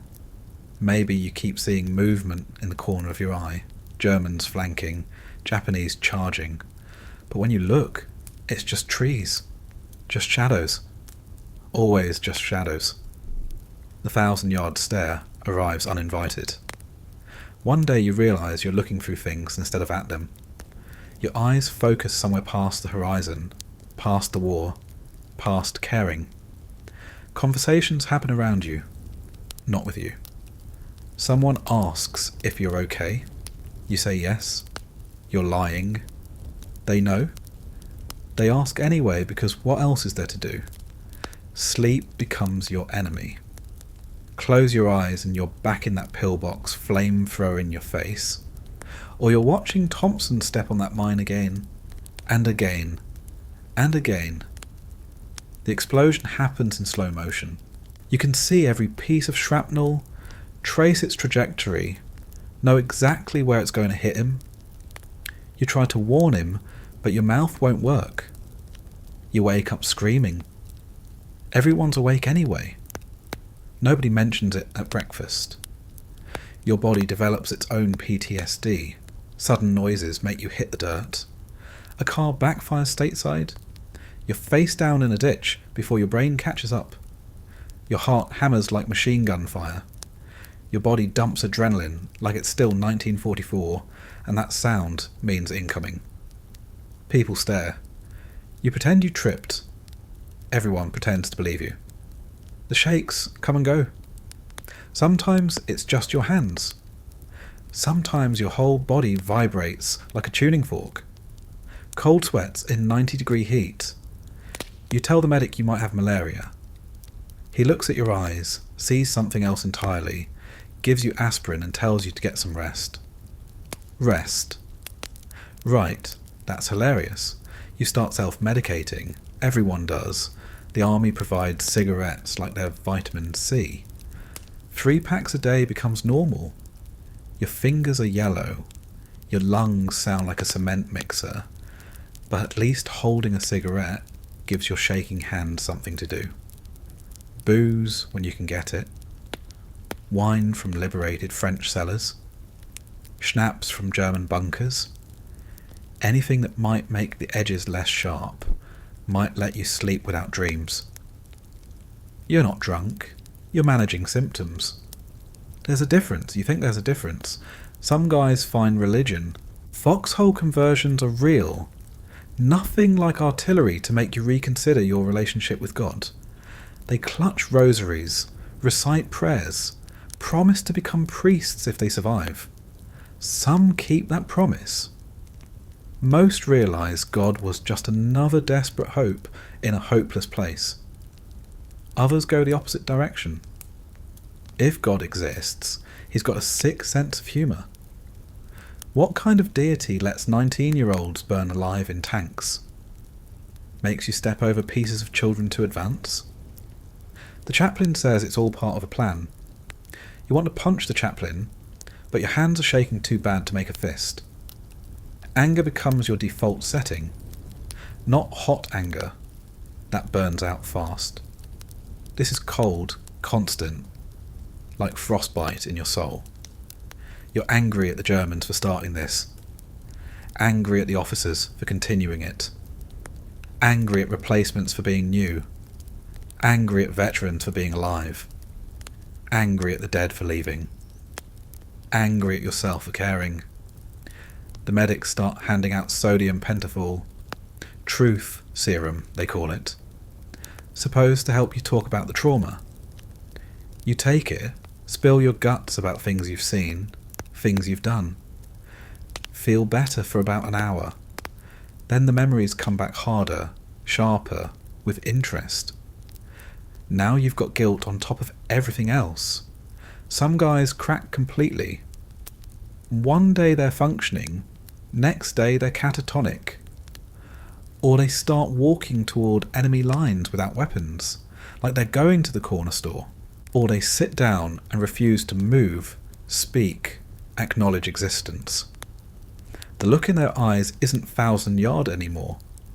It's million-mile. They're so far gone, they're in another universe. They get shipped out. Combat exhaustion, the papers say. The replacement pipeline works both directions. New meat arrives, broken meat leaves. You wonder if the broken ones are the smart ones. At least they're done. At least they found an exit that doesn't require a body bag. You develop tics. Maybe you check your rifle constantly, obsessively. Every 5 minutes, you're checking the action, counting ammunition. Maybe you can't eat without your back to a wall. Maybe you refuse to take your boots off. Because the one time you did, mortars started falling, and you ran barefoot through snow. And now your feet and footwear are permanently linked in your broken brain. Letters from home make it worse. Your girl writes about dances, movies, normal life. Your mum sends cookies and asks if you're eating enough. They want the boy who left. That boy's gone. Killed somewhere between Normandy and here. You're what's left, and you don't know how to explain that to people who think war is John Wayne movies and Victory Gardens. You start forgetting home, not the facts. You remember your address, your family's names, but the feeling of it, safety, comfort, the idea that you can walk down a street without checking rooftops for snipers. That garbage in the road is just garbage, not camouflaged mines. That silence means peace, not ambush. These concepts become fiction. Stories you tell yourself, but can't quite believe. The worst part? You're still functional. Still fighting. Still following orders. The army doesn't care if you're held together with cigarettes and rage as long as you can point a rifle the right direction. You're broken, but not broken enough. A perfect soldier. Too damaged to ever be whole again. Not damaged enough to go home. You see it in the other guys too. Williams hasn't slept more than 2 hours straight in months. Every time he closes his eyes, he's back in that burning tank, clawing at the hatch. Henderson talks to his dead squad constantly, full conversations with ghosts. Murphy collects ears from dead Germans, strings them on a necklace. Nobody says anything. What's the point? We're all insane here. The shaking gets worse before battles. Your body knows what's coming, starts dumping chemicals before your brain catches up. You puke from nerves. Everyone does. The new guys think it's fear. It's not fear. Fear is rational. This is your body trying to escape a situation your mind won't let you leave. Sometimes you break in small ways. Can't tie your boots one morning. Just can't. The laces might as well be advanced calculus. You stare at them for 20 minutes until someone does it for you. Nobody mocks. Tomorrow it might be them staring at their laces like they hold the secrets of the universe. You learn to hide the worst of it. Keep the screaming internal. Save the crying for when you're alone on watch. Don't let the officers see how bad it's getting.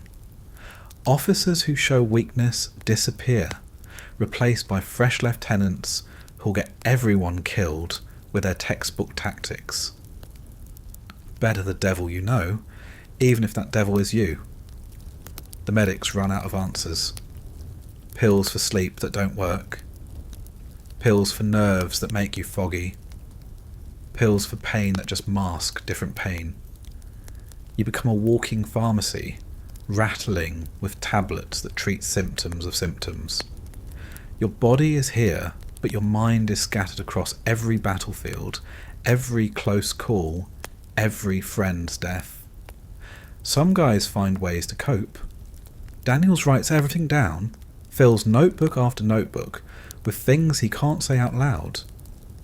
Peterson draws sketches of dead Germans, destroyed towns, things that would horrify civilians but make perfect sense to anyone who's been here. Art therapy before anyone called it that. Others find darker outlets. Roberts volunteers for every patrol, every dangerous mission. Death wish or adrenaline junkie? Both? Neither? He says he feels normal only when bullets are flying, only when death is inches away. Between fights, he is empty. Combat fills the void. The officers love him. The medics are taking bets on when he'll catch the bullet he's chasing. You try to explain it in letters home, but words fail. How do you describe the sound a man makes when napalm hits? The smell of a mass grave in summer? The weight of shooting a kid who might have had a grenade, might have been reaching for surrender? You write, "I'm fine, and food's terrible, and miss you too." The real stories stay locked inside, eating you like acid. The army solution is always the same. Suck it up, soldier. They hand out pamphlets about combat fatigue that read like they were written by someone who learned about war from newsreels. Get plenty of rest. Right. Maintain a positive attitude. Sure. Remember you're fighting for freedom. Freedom to wake up screaming for the next 40 years. Time becomes elastic. Minutes in combat feel like hours. Months pass in blinks. You can't remember if that patrol was yesterday or last month. All the days blur together. Mud, blood, noise, silence, repeat. You're unstuck in time, existing in all moments simultaneously. Past, present, future collapse into one endless now of hypervigilance and exhaustion. Your personality changes. The kid who enlisted, optimistic, funny, full of plans, is buried under layers of trauma. You're harder now, colder. You laugh at things that should horrify. Find humour in darkness because light humour died with your innocence. You're becoming someone your mother wouldn't recognise, someone you don't recognise. But you adapt. Humans are disgustingly adaptable. You learn to function with the shakes, to shoot straight despite trembling hands. You learn to sleep in 10-minute increments, one eye open. You learn that sanity is optional, survival is mandatory. The 1,000-yard stare becomes your resting face. The shakes become part of your personality. The nightmares become normal. This is you now. This is what survival looks like. Not heroic, not pretty. Just continuous forward motion despite your mind screaming stop. They'll call you heroes when you get home. Paint you as brave warriors who saved the world. They won't mention the pants-shitting terror, the crying, the begging, the breakdown. They won't talk about how you're held together with nicotine and spite. They won't understand why you can't sit with your back to a door, or why 4th of July fireworks make you dive under tables. But that's later. Right now, you're still here, still fighting, still pretending your hands don't shake, still lying when they ask if you're okay. You're not okay. Haven't been okay in months, maybe years, maybe ever again. But you're alive. That has to count for something, doesn't it? Mail call, 2 words that can make grown men cry with joy or devastation. The mail clerk shows up with a bag of letters, and suddenly everyone's a kid on Christmas morning. Except some kids get presents, and others get nothing but the reminder that nobody's writing anymore. You crowd around like starving men at a soup kitchen. Names get called. Anderson, Baker, Crawford. Each name is salvation. Each gap between names is agony. You try to look casual, like you don't care, like your entire mental health doesn't hinge on whether a piece of paper travelled 4,000 miles to find you. Davidson? That's you. Your hands shake as you take the letter. Could be from Mum. Could be from your girl. Could be the Dear John letter you've been dreading since you notice her letters getting shorter, less frequent, less full of when you get home, and more full of if you get home. You don't open it right away. Nobody does. Letters are sacred. You find a quiet spot, as quiet as it gets with artillery in the distance, and prepare yourself. This letter is a time machine. For the next few minutes, you're not in a hole in France or on some godforsaken island. You're home. Mum writes about the victory garden, how the tomatoes are coming in nice. She doesn't mention that your kid brother got drafted last month. Doesn't mention the telegrams other mothers on the street have gotten. She keeps it light, normal, like you're away at summer camp, instead of watching people you know turn into hamburger. Your girl writes about dances at the USO, how she misses you, how she's being good, waiting, counting days. She includes a photo, her in that dress you like, the blue one. You stare at it until your eyes water, not from tears, from forgetting how to blink. She's so clean, so whole, so impossibly far from anything in your current reality. The letters smell like home. Mom includes cookies that arrive as crumbs, but you eat them anyway, savouring the taste of a kitchen that doesn't explode. Your girl sprays perfume on hers. It mixes with mildew and cordite to create something that breaks your heart in new ways. You write back. But what do you say? Can't tell them about Henderson, who got his face blown off but lived for 3 hours, trying to scream through a mouth that wasn't there. Can't mention the village where you found things that made everyone puke, even the veterans. Can't explain how you've aged 20 years in 20 months. So you lie. I'm doing fine. Food's not bad. The guys are swell. French girls aren't as pretty as you. You ask about neighbours, relatives, anything normal. You pretend to care about Cousin Eddie's new job at the factory. You make jokes that would have been funny from the boy who left, but sound hollow from whatever you are now. V-mail makes it worse. Victory mail. Those little photographic letters that save shipping space. 1 page, that's all. They photograph it, shrink it, send it, blow it back up. Efficient. Also means you have to compress everything you want to say into 1 page. 1 page to maintain a connection to a world that's moving on without you. The censors read everything. Can't mention where you are. Loose lips sink ships. Can't describe battles. Might help the enemy. Can't be honest about conditions. Bad for morale. Your letters become mad libs, where all the important parts are blacked out. Today we were at censored and fought censored. I am censored, but managing to censored. Some guys get creative, develop codes with their families. When I mention Uncle Tony, that means Italy. If I ask about the dog, I'm okay. If I ask about the cat, things are bad. The censors probably know, but let it slide. Even they understand the need to say something real. Then come the Dear John letters. Always start the same. I've been thinking, this is hard to write. You deserve to know. She met someone who's there, who's whole, who doesn't scream in his sleep or flinch when cars backfire. Someone who can take her dancing without checking exits and counting threats. You want to be angry. Rage is easier than hurt, but you understand. How can she wait for someone who no longer exists? The boy she loved is gone.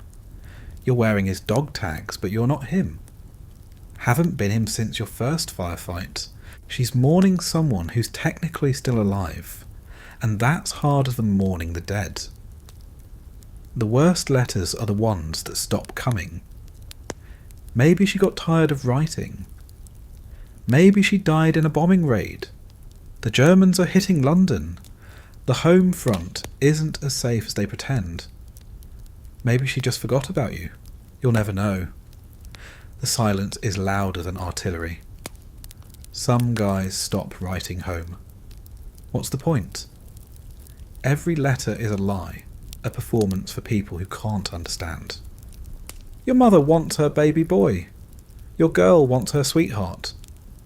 Neither exists anymore. You're a ghost writing to people who knew you when you were alive. The replacement gets letters from home full of pride. Our son the hero! His mom sends newspaper clippings about the war efforts, war bonds, victory gardens. She has no idea her hero spends most nights crying into his helmet, praying for a wound bad enough to go home but not bad enough to die. Mail from dead men arrives. That's always fun. Johnson's mother still writes to him 2 months after you scraped him off a tree. The letters pile up. Someone should write her. Tell her to stop. Nobody does. Let her have hope a little longer. The official telegram will come eventually. Until then, she can believe he's too busy being heroic to write back.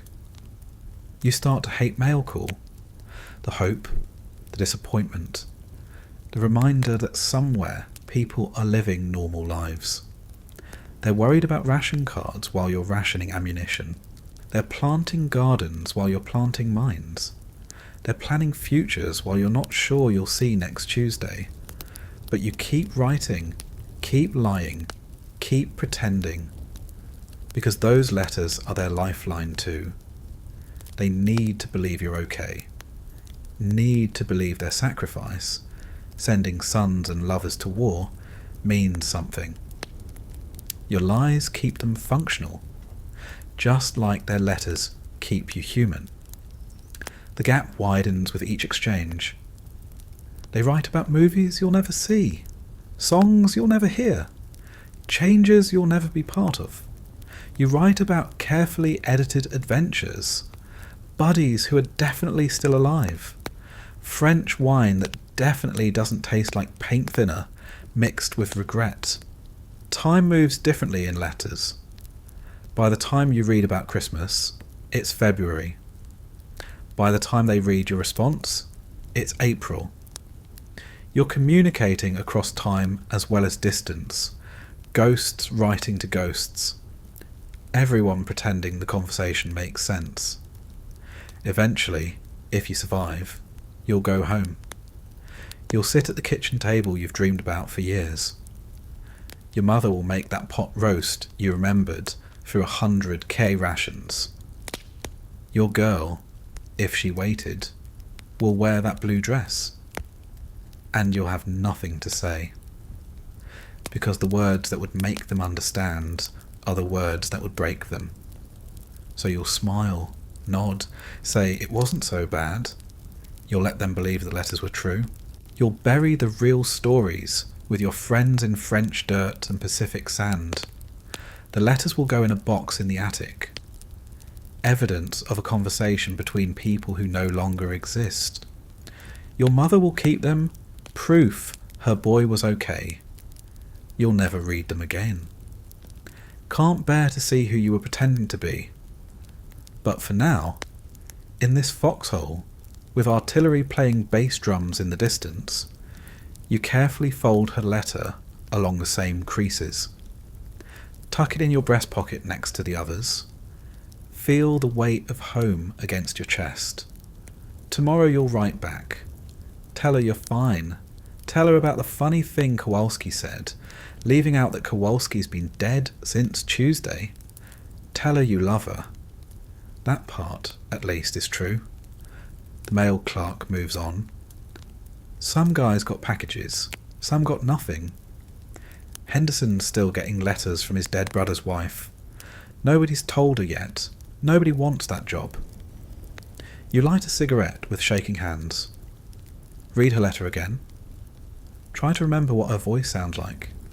Can't quite manage it. That world, her world, the world you're fighting for, feels like something you dreamed once. But you keep her letter anyway. Keep all of them. They're proof that somewhere in a universe you can barely imagine anymore, you matter to someone who thinks you're still the boy who left for war. That boy would have loved these letters. You just hope he enjoys them, wherever he is. They call it rest and recuperation. R&R. 2 days in Paris if you're in Europe. Maybe Sydney if you're in the Pacific. 48 hours to pretend you're human again. To remember what civilization smells like. To discover you've forgotten how to function in it. The truck pulls up and the sergeant reads names. You're on the list. Should feel like winning the lottery. Instead it feels like being exiled from the only world that makes sense anymore. But you climb aboard because orders are orders, even when they're ordering you to have fun. Paris, the city of light, even with blackout curtains and sandbags around monuments. You roll in covered in mud, blood, and 3 months of accumulated filth.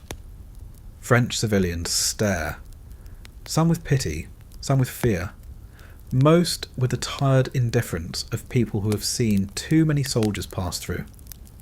First stop, delousing station. They spray you with DDT powder like your livestock. Which, fair. You've been living like an animal so long you've forgotten it's abnormal. Strip, shower, more powder. They burn your uniforms. Good riddance. Those threads of seen things fabric shouldn't witness. Clean uniform feels wrong. Too soft. Too intact. No holes from shrapnel. No stains from things you don't think about. You look in a mirror for the first time in months. The face staring back is yours, but older, thinner, with eyes that look like they're seeing through time. You practice smiling. It looks like a wound. They give you money. Francs that feel like play money. What are you supposed to do with this? Buy something. What could you possibly need that fits in a foxhole? But you pocket it because that's what normal people do with money. You're impersonating a normal person now. The hotel is impossibly clean. Sheets that aren't mud. A mattress that doesn't squelch. A roof that probably won't collapse under artillery fire. You sit on the bed, fully dressed, rifle lean. Wait, where's your rifle? Panic. Can't breathe. Where's your fucking rifle? Right. They took it. You're safe. Safe? The word has no meaning. You sleep on the floor that night, back against the wall, facing the door. The bed's too soft, too exposed. At 04:30 you're awake, ready for stand to. Except there's no stand to. Just you, alone in a room that's too quiet. Breakfast in a real cafe. The coffee isn't made from burnt acorns and hope. The bread isn't hard enough to stop bullets. The waiter doesn't understand why you're crying over a croissant. You don't understand either. It tastes like the world you're supposedly fighting for, and that world feels like a fever dream. You wander the streets. Other GIs everywhere, all with the same lost look. Like kids at a carnival after closing time. Everything's here. Bars, restaurants, girls who smile for money. But you can't connect. You're watching life through glass, present but not participating. The bar fills with soldiers trying to forget. Whiskey that burns better than memories. Beer that tastes like dishwater compared to combat adrenaline. You drink anyway. Everyone drinks. Is what you're supposed to do on leave. Have fun. Relax. Forget the war for 48 hours. But the war doesn't forget you. A car backfires and 6 GIs hit the floor. A woman laughs and it sounds like screaming. The wine is red like... No, don't think about it. Drink more, think less. That's the ticket. The girls are beautiful, clean, whole. They speak French, which sounds like music after months of incoming and medic. One takes your arm, leads you upstairs. She's professional about it. You're another soldier, another payday. She's seen 1,000 like you. You want to feel something. Anything. But your body's forgotten what to do with soft touches. You're programmed for violence, not tenderness. She's patient. She's seen this before too. Eventually biology wins, but it's mechanical. Empty. You pay her anyway. She kisses your cheek, calls you pauvre garçon. Poor boy. You want to tell her she has no idea. Back on the street. More bars, more drinks. Some guys are fighting. About what? Who knows? Who cares? Fighting makes sense. It's familiar. You understand fists and blood. This fake peace is what's killing you. You meet up with Johnson from 3rd Platoon. He's drunk, weaving, trying to dance with a mannequin. She's perfect. He slurs. Doesn't talk. Doesn't leave. Doesn't care that I can't stop seeing faces in the wallpaper. You buy him another drink. What else is there to do? The tourist spots are open, sort of.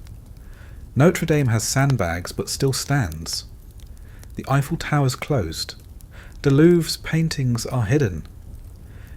You take pictures anyway with a camera you bought but don't know how to use. Something to prove you were here, in civilization, being civilized. But you're not civilized. You eat like you're in a foxhole, fast, hunched over, guarding your plate. You can't sit with your back to a room. You count exits, windows, potential weapons. That bottle could bash skulls. That chair could block doors. You're a combat computer, unable to power down. Night falls. Paris tries to sparkle through the blackout. You're supposed to be having the time of your life. Instead, you're counting hours until you can go back. Back to where things make sense.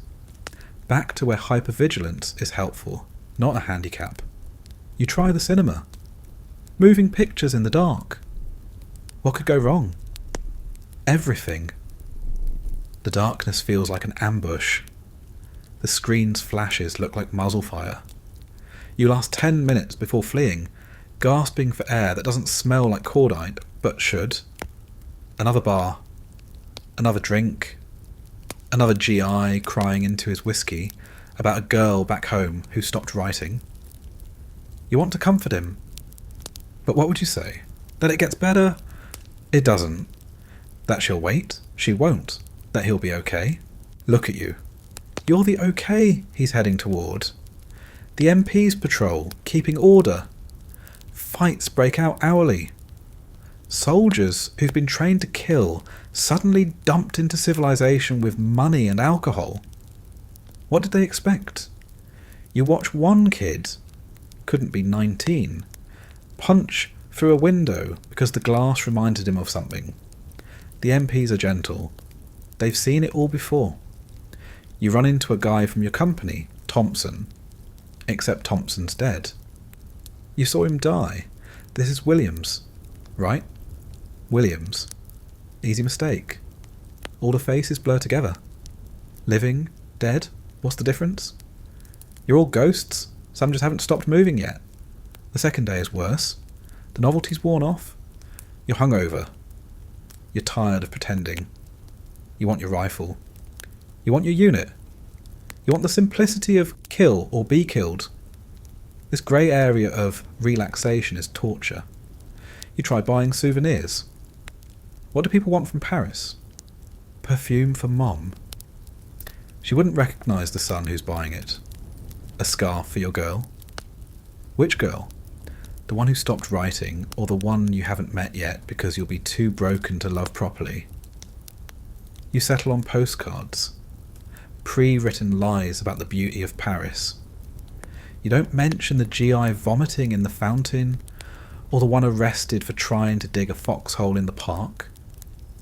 You don't explain that Paris is beautiful, like a cemetery is beautiful. Peaceful only because it's full of dead things. The hours crawl. You check your watch obsessively. Almost time. Almost back. You're eager to return to hell, because at least hell has rules you understand. Here, you're supposed to be happy, grateful, recuperated. You're none of those things. The truck arrives to take you back. Everyone climbs aboard silently. No one talks about their 48 hours of fun. No one mentions the fights, the tears, the inability to feel anything but displacement. You're all eager to return to the war that's killing you because, at least there you know who you are. As Paris disappears behind you, you feel relief. Back to the line. Back to the mud. Back to the clarity of violence. R&R is over. Thank God. And they gave you 48 hours to remember what you're fighting for. All it did was remind you what you've lost. The front lines welcome you back with artillery. It sounds like home. Your foxhole is right where you left it, flooded and filthy. You slide in like putting on a comfortable shoe. This makes sense. This you understand. Your rifle is returned. You check it obsessively. Action, ammunition, sling, everything in place. The weight feels right. Your hands stop shaking for the first time in 48 hours. How was Paris? Someone asks. Fine, you lie. Everyone lies. Welcome back to the war soldier, the only place you fit anymore. You smell them before you see them. That's what nobody tells you. The camps have a smell that rewrites your understanding of horror. It's sweet and rotten and chemical all at once. It coats your throat, your lungs, your soul. Decades later, certain combinations of scents will transport you back instantly. Burning hair, lie, death that's been industrial-sized. The rumours had been circulating for months. Camps, mass graves, systematic something that your brain couldn't quite process, because even after everything you've seen, some horrors are too big to fit in a human mind. You figured it was propaganda, exaggeration. After all, you've learned that the first casualty of war is truth. Then your unit liberates its first camp. The gates are open when you arrive. The guards have fled. Good thing, because every man in your unit has murder in his heart within 30 seconds of entering. This isn't combat. This is something else. Something that makes all your previous understanding of evil look like children's games. The living look like the dead. The dead are stacked like cordwood. You can't tell where one horror ends and another begins. Skeletons with eyes watch you from behind wire. They try to smile. Some try to salute. They're thanking you for being too late. You've seen death. Thought you were intimate with it. Death by bullet, by shrapnel, by fire. Quick deaths, slow deaths, deaths that made you vomit.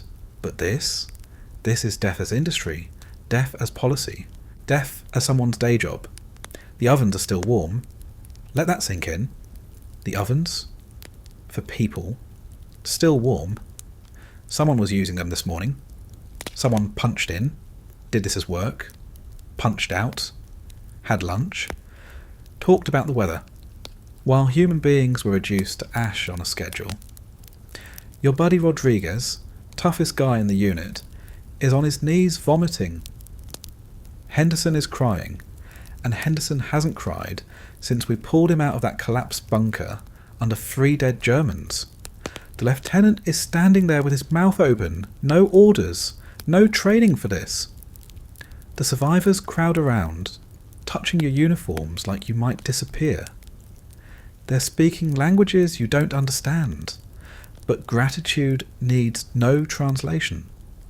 Neither does desperation. They're begging for food, but the medic is screaming not to feed them. Their bodies can't handle it. Refeeding syndrome.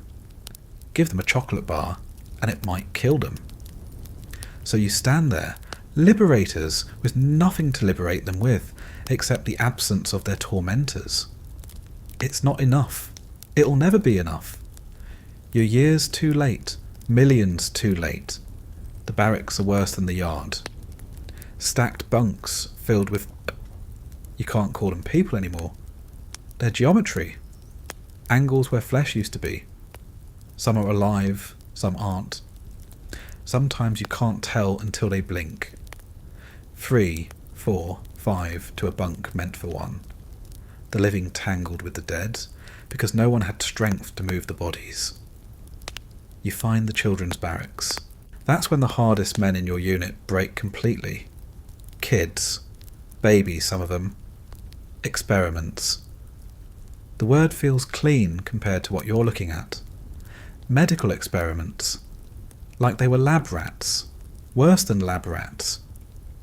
At least scientists pretend to care about keeping rats alive. The paperwork is still on the desks. Neat German efficiency. Names, numbers, procedures, results, everything documented. Forms filled out in triplicate.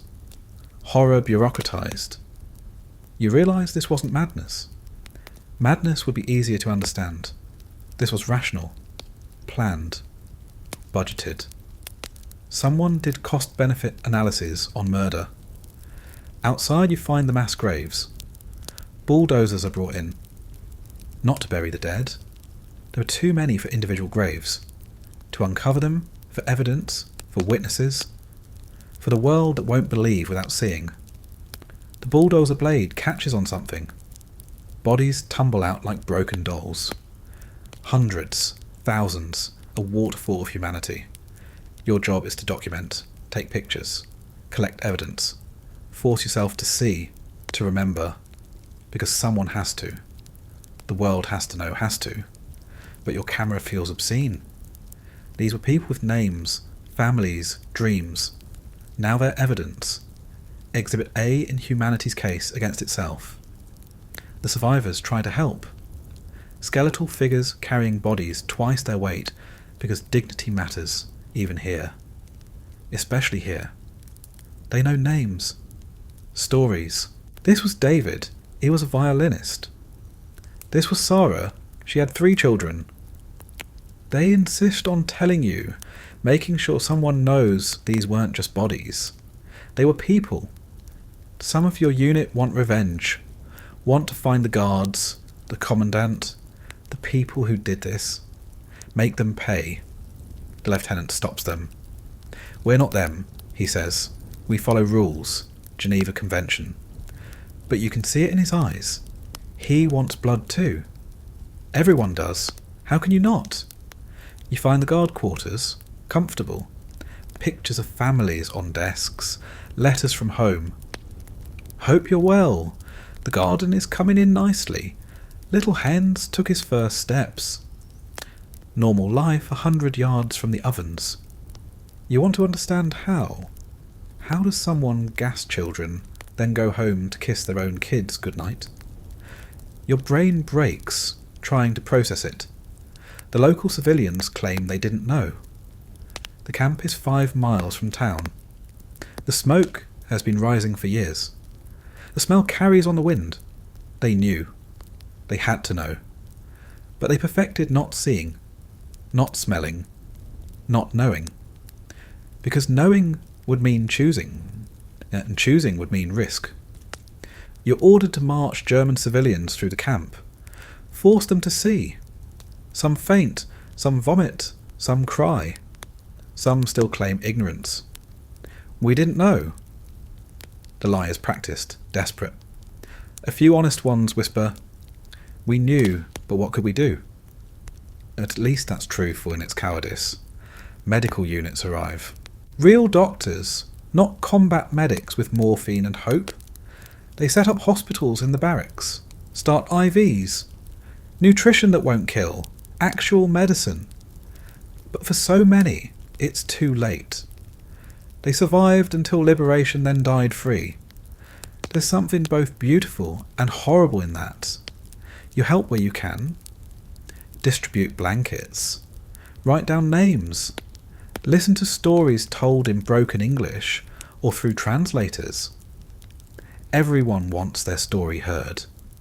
Wants someone to know they existed. That they were teachers, shopkeepers, mothers, musicians. That they were human before they were reduced to numbers tattooed on arms. The tattoos. Production numbers. Like cattle. But cattle get treated better. You've seen how the army treats horses, with more care than the Nazis treated humans. The numbers are neat, orderly. Someone's job was tattooing children. They got up, tattooed kids, went home. Day after day. It's the banality that breaks you. Evil should be special. This was routine. Nights are harder. You've billeted in abandoned German houses. Sleep in beds that belong to people who probably knew. You can't sleep. None of you can. You've seen hell before. Thought war was hell. War is Sunday school compared to this. This is what happens when humans decide other humans aren't human. You write home, but what do you say? Dear Mom, today I discovered there's no God because no God would allow this. Dear Sweet Betty, I found a room full of children's shoes, thousands of them, sorted by size. You write nothing. There are no words. English hasn't invented words for this. More camps are liberated, each one worse than the last. Or maybe not worse, just different flavours of the same infinite horror. Your unit becomes expert at the routine. Secure the area. Document everything. Tend the living. Count the dead. Try not to let it destroy you. Fail at that last part. You start smoking more. 3 packs a day becomes 4. 5. Anything to kill the taste in your mouth. The other guys drink whatever they can find. German schnapps tastes like victory in ashes. You drink it anyway. Drunk is better than sober, when sober means remembering. The survivors start gaining weight, smiling occasionally, looking human again. It should feel like victory. It doesn't. Every saved life is shadowed by millions who weren't saved. You got here in 1945. They started this in 1933. 12 years. 12 years of this happening while the world did what? You think about every pre-war newsreel, every Peace in Our Time headline, every moment the world chose not to see, and you wonder if you'd have cared back home, eating Mom's pot roast, if someone had told you. Or would you have changed the radio station, not wanting to spoil dinner? Some survivors thank you. Others can't. Their eyes are empty. Souls gone somewhere safe, where touching couldn't reach. They breathe, eat, walk. But they're not really there. You understand? You've got your own version of that empty stare. Everyone who's seen enough develops it. The war ends soon after. Victory in Europe. Celebration. You're supposed to be happy. The good guys won. But standing in a camp, watching bulldozers uncover another mass grave, victory feels like a word from a dead language. How do you celebrate when you've seen what humans are capable of? You'll go home eventually, attend parades, be called a hero. People will thank you for your service. You'll nod, smile that practiced smile. But part of you will always be standing at those gates, realising you're too late. That everyone was too late. That the real enemy wasn't the Wehrmacht or the SS. It was the human capacity to look away. Years later, someone will claim it didn't happen, that it's exaggerated, that 6 million is impossible. And you'll want to grab them, drag them back in time, shove their face in the ashes and scream, "Look!" But you won't. You'll just get quiet, light another cigarette with hands that still shake, and change the subject. Because some things are too true to argue about. Some things you don't debate. You just carry them forever. New Island, same nightmare. That's the Pacific Campaign in a nutshell. Each atoll, each volcanic rock, each strategic objective is just another way to die in paradise. The travel brochures never mention the parts where paradise tries to kill you in creative new ways. The pattern never changes. Naval bombardment that's supposed to soften the target. Soften. Like the Japanese are made of butter and will melt under enough heat.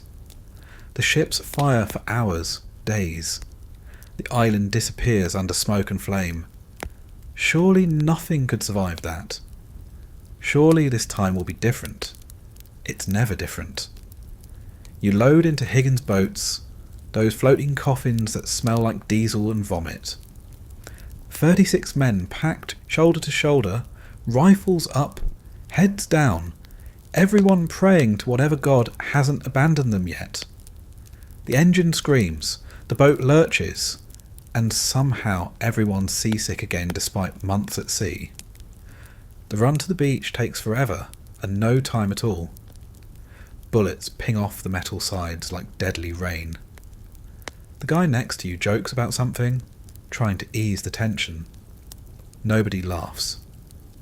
Can't hear him anyway over the engines, and the fear pounding in your ears. Then the ramp drops. This is the moment. The one they'll make movies about. Except movies don't capture the sound of machine guns turning human bodies into confetti. Movies don't show the water turning red, chunky with pieces of people you ate breakfast with. Movies definitely don't show you slipping on your buddy's intestines as you try to reach the beach. The Japanese have had years to prepare. Every island is a fortress. Bunkers carved into coral. Invisible until they open fire. Interconnected tunnels that let them pop up behind you. Fields of fire calculated with mathematical precision. They've registered every inch of beach, know exactly where you'll take cover. That nice rock you're hiding behind? They've got it zeroed. But the real nightmare is the coral. Looks beautiful from a distance. Up close, it's nature's razor wire. Your landing craft grounds on the reef, still 500 yards from shore. Ramp drops into chest-deep water. Now you're wading through liquid hell while carrying 80 pounds of gear. Machine guns have all the time in the world to find you. The water's full of more than bullets. Blood brings sharks. You're bleeding from coral cuts, trying not to think about the triangular fins cutting through the waves. Is that worse than machine guns? At least the machine guns are quick. But you keep moving because forward is the only direction that doesn't guarantee death. Make it to the beach and the real fun begins. Sand provides zero cover. It's like being on the moon if the moon was actively trying to murder you. No vegetation, no rocks big enough to matter. Just open beach and Japanese bunkers with interlocking fields of fire. Your training said, find cover. The island says die. The Japanese don't surrender. Ever. That's not propaganda. That's fact. They've been told you'll torture them, that surrender is worse than death. Their officers tell them dying for the emperor is the highest honour. So they fight. Every bunker has to be taken. Every cave cleared. Every spider hole checked. Flamethrowers become your best friend and worst nightmare. Nothing clears a bunker like napalm, but using one makes you a priority target. The tank strapped to your back might as well have "shoot me first" painted on them. And when they hit you, well, you become a human torch. Your screams carry across the battlefield. Everyone stops shooting for a second, because that sound rewrites the definition of agony. The banzai charges come at night, always at night. Hundreds of Japanese soldiers screaming, bayonets fixed, running straight at your lines. Not tactics, suicide, but suicide that takes Americans with them. You mow them down with machine guns, but they keep coming. Step over their dead comrades, use the bodies as shields, keep coming. You learn to sleep with your finger on the trigger. Learn that the rustling might be land crabs or might be infiltrators. Learn to challenge everything that moves. Password games in the dark. Flash. Thunder! Get it wrong and eat a grenade. Some Japanese learn the passwords. Now you can't trust anything. The caves are worse than the charges. Japanese soldiers dig in deep, interconnected tunnel systems that go on for miles. You can't bypass them. They'll hit you from behind. Can't bomb them out. They're too deep. Have to go in after them. Cave fighting is Vietnam before Vietnam. Dark, claustrophobic, full of traps. Tripwires, pungy stakes, false floors. The Japanese wait in the dark, with swords, grenades, willing to die to take one American with them. Your flamethrower man goes first, hosing liquid fire into the darkness. Sometimes it works.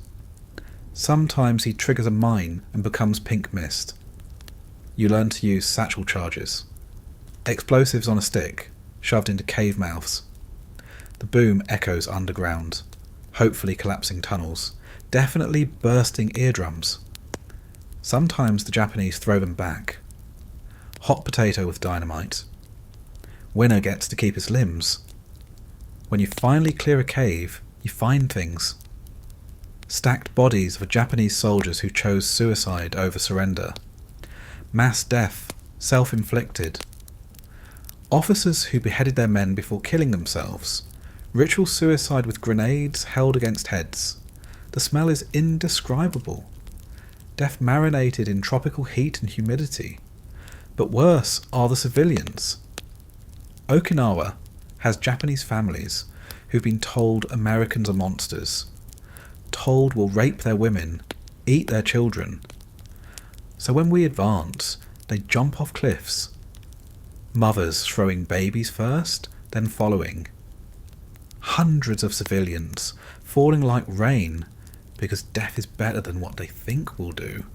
You try to stop them. Use loudspeakers, interpreters, pleading in broken Japanese. We don't hurt civilians. We have food, medicine. They don't believe you. Why would they? Their government has been preparing them to die for years, so they die. And you watch. And there's nothing you can do. The Japanese use everything as weapons. Civilians with grenades strapped under kimonos. Children with mines.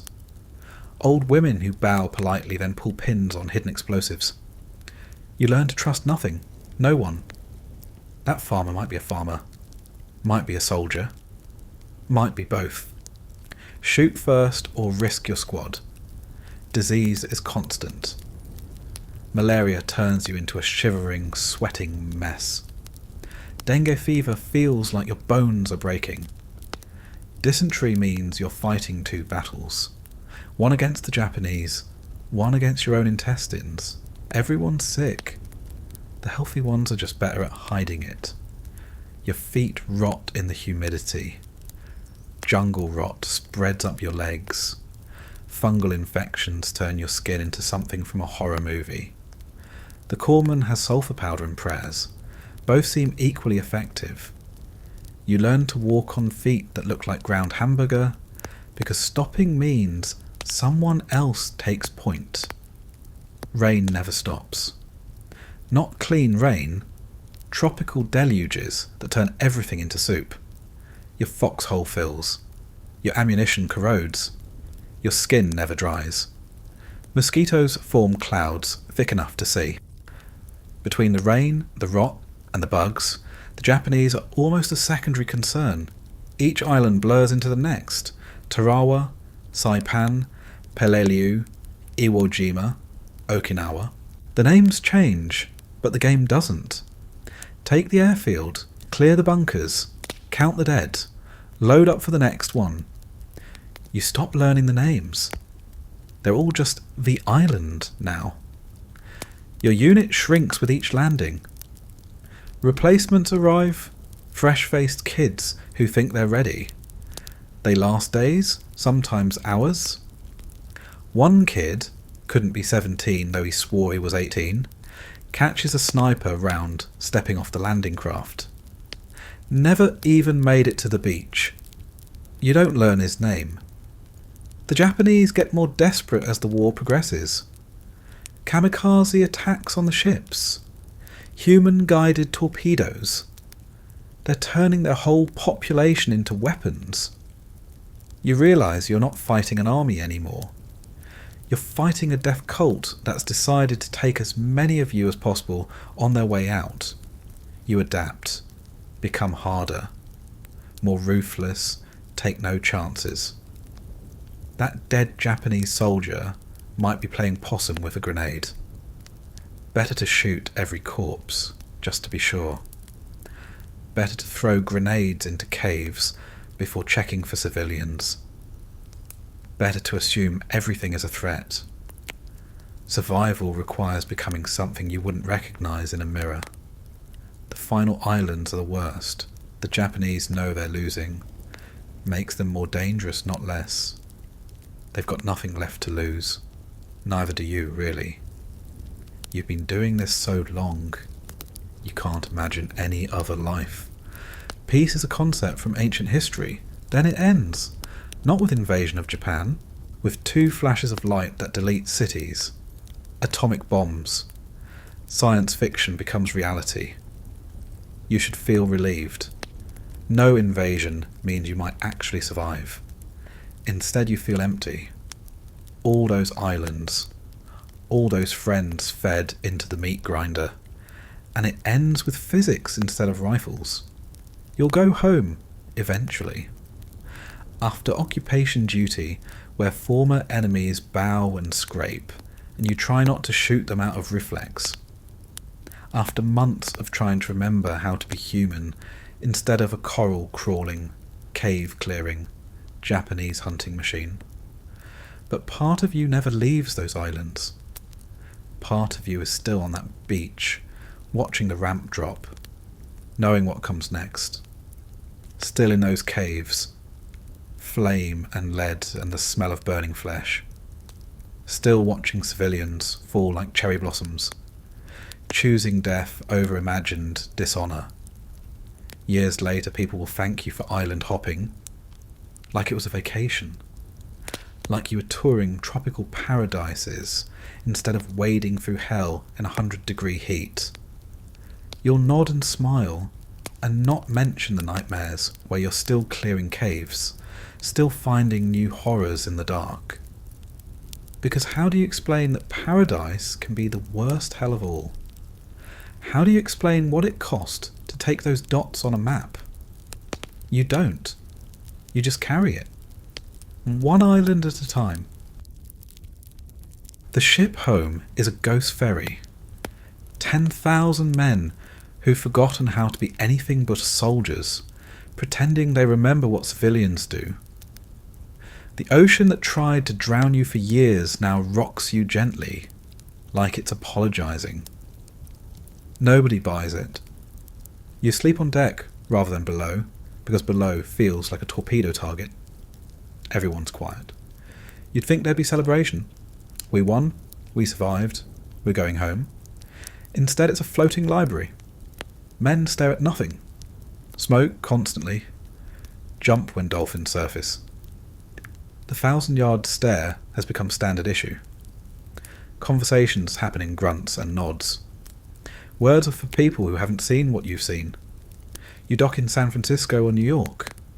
Bands playing, crowds cheering, pretty girls wanting to kiss heroes. You let them because it's easier than explaining you're not a hero. Heroes are in cemeteries from Normandy to Okinawa. You're just the leftovers. The ones too lucky or too stubborn to die properly. Processing is a joke. Medical exam that checks if you have all your limbs.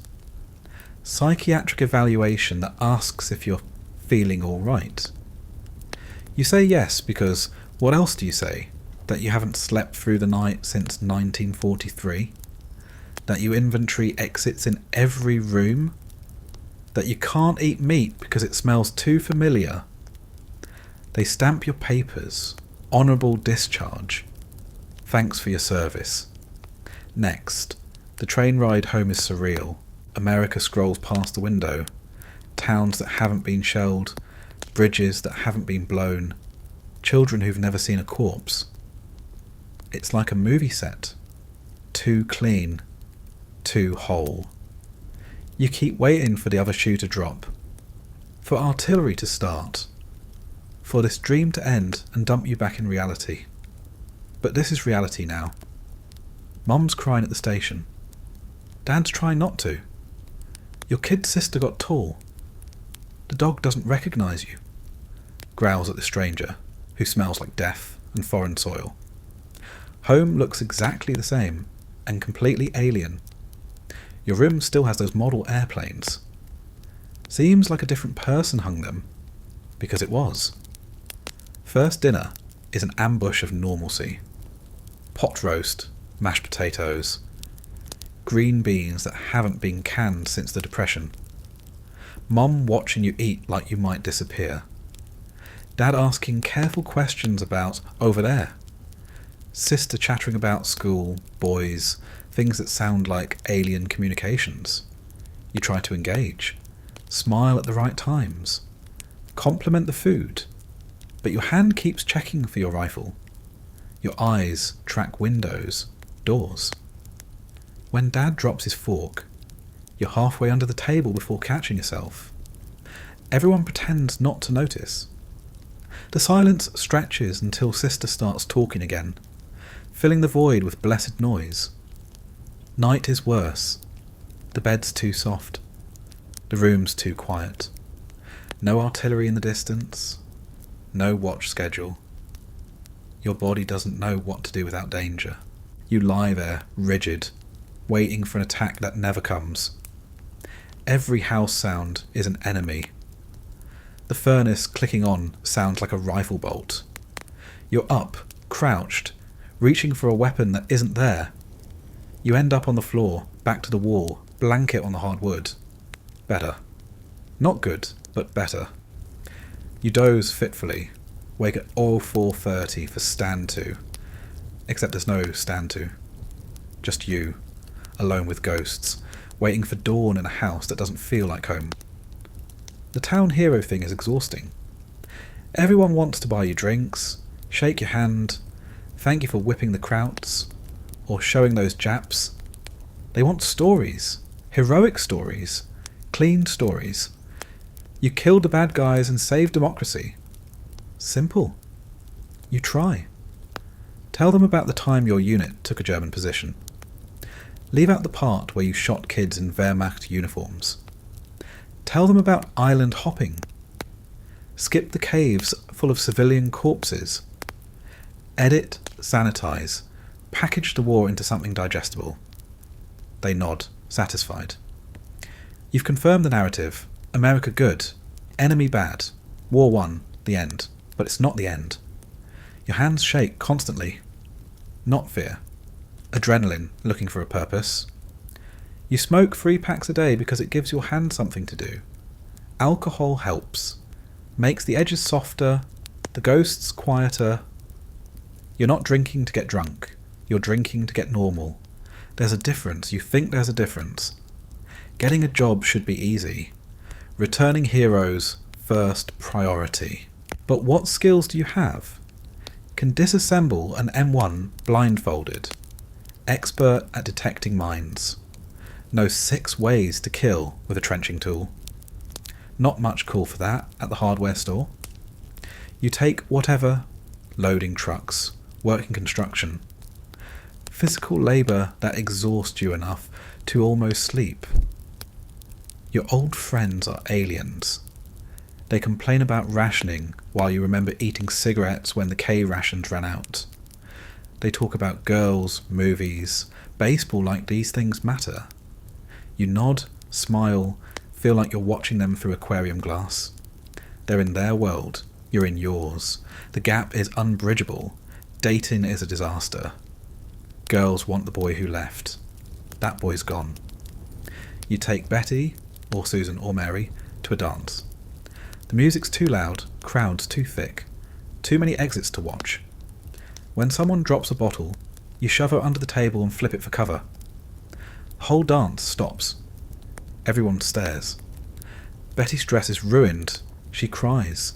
You apologise. She doesn't call again. Sleep remains elusive. You try everything. Warm milk, counting sheep, bourbon. Nothing works. The dreams come regardless. Not dreams. Memories on repeat. That kid in Normandy missing his face.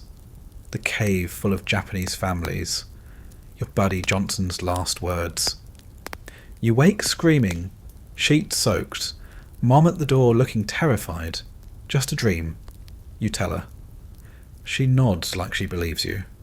You both know better. The VA hospital is full of guys like you. Missing pieces, some visible, some not. They understand the shaking hands, the evening terrors, the way you hit the deck when a car backfires. But understanding doesn't equal fixing.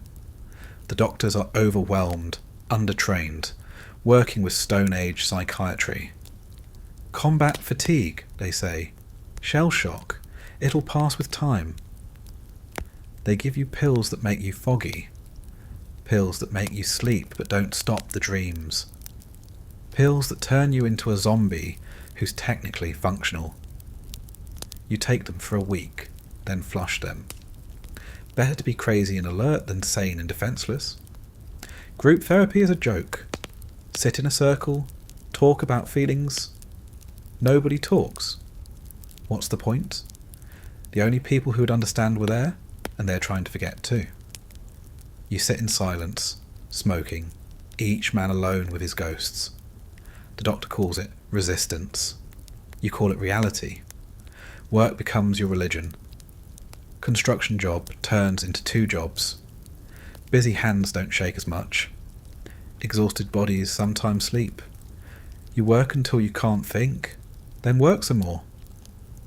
Your boss loves it. Eager beaver veteran, first in, last out. He doesn't know it's not ambition, it's survival. The nightmares evolve. Now they mix home with war. You're in your childhood bedroom, but it's also a bunker. Mom's calling for dinner, but she's speaking German. The high school is full of Japanese soldiers. Your mind is blending worlds, unable to keep them separate. You wake up unsure which reality is real. Crowds become unbearable. Too many variables. Too many threats. The grocery store is a tactical nightmare. Narrow aisles, limited exits, civilians everywhere. You shop at dawn when it's empty. Even then, you're sweating by the dairy section, hands trembling by checkout. The clerk smiles, asks how you are. Fine, you lie, counting seconds until escape. Your family tries. God, they try. Dad takes you fishing, thinks nature will help. But sitting still by water makes you think of Pacific islands, of beaches that turned red. Mum cooks your favourites, hurt when you can't finish. How do you explain that everything tastes like sea rations? That your body expects everything to be a last meal? The town drunk is a Pacific veteran. Everyone whispers about him. Such a shame.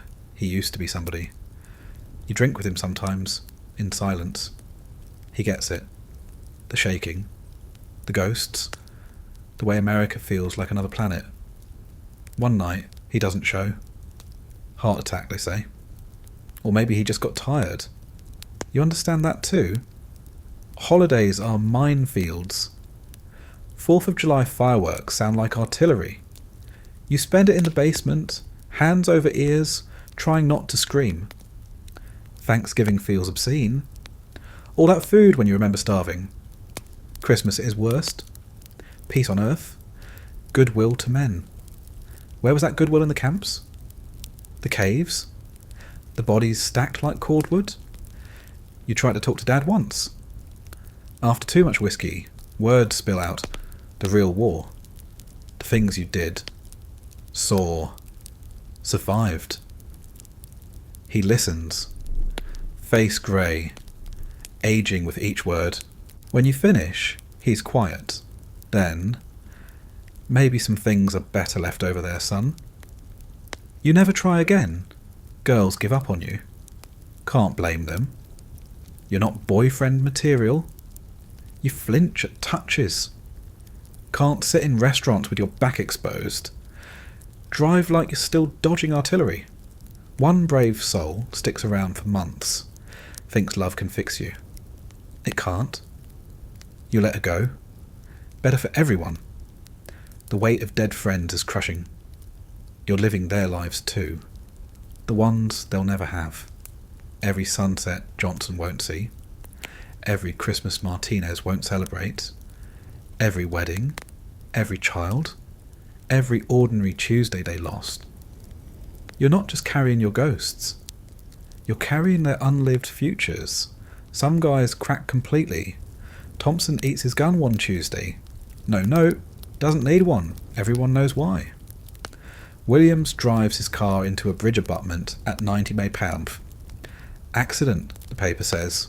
Sure, accident. Rodriguez disappears, just walks away from his life. You hope he found peace. Doubt it, but hope. You develop routines. Rigid patterns that create artificial safety. Coffee at 0600, work at 0700, lunch at 1200, same sandwich, same bench, same everything.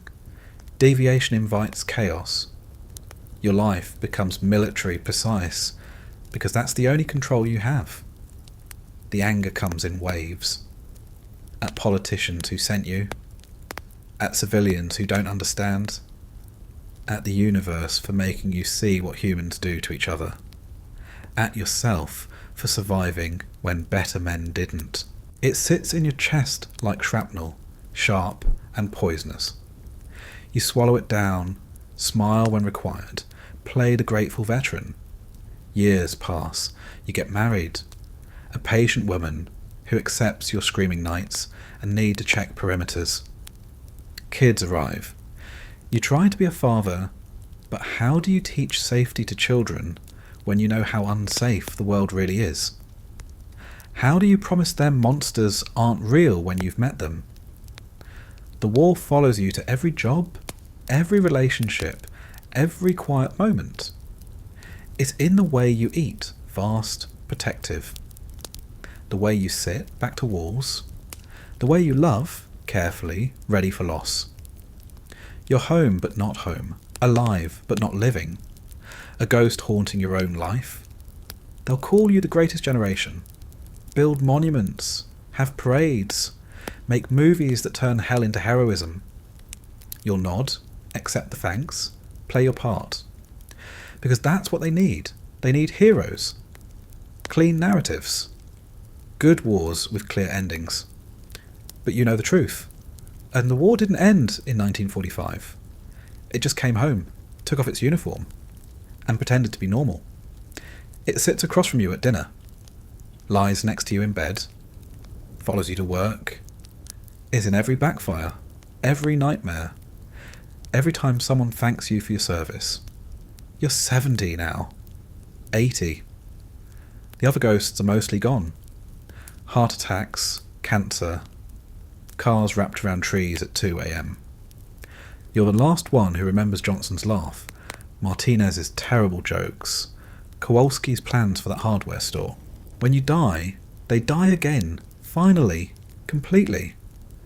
Sometimes you wonder if you ever really came home, if any of you did, or if the best parts of you are still over there, buried in French soil and Pacific sand, and what came back was just enough to fool everyone, including yourself. The war ends. That's what they tell you. That's what the papers say. That's what the politicians proclaim. The war never ends. It just comes home and stays forever.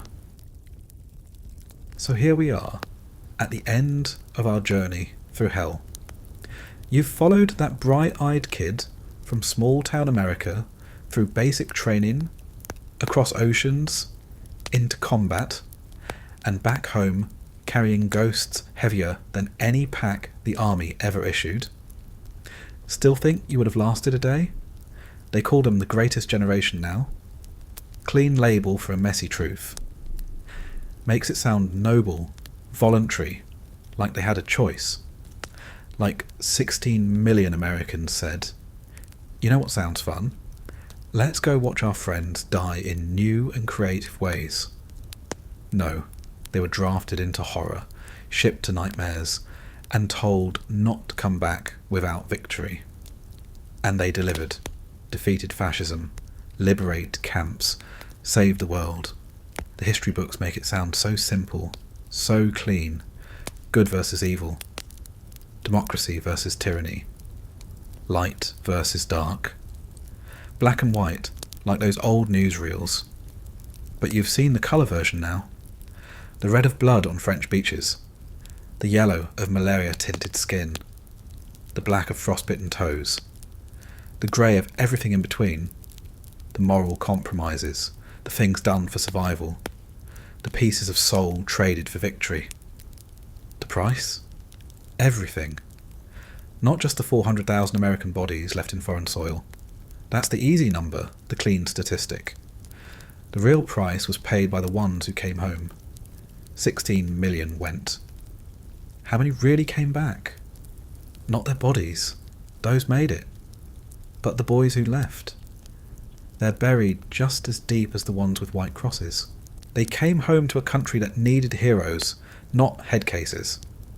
So they buried it, pushed it down, self-medicated with whatever worked. Bourbon, silence, workaholism, rage. They built suburbs and raised families and created prosperity, all while screaming inside. The American dream built on a foundation of untreated PTSD. Your grandfather who never talked about the war? Now you know why. Your uncle who drank himself to death by 50? Makes sense now.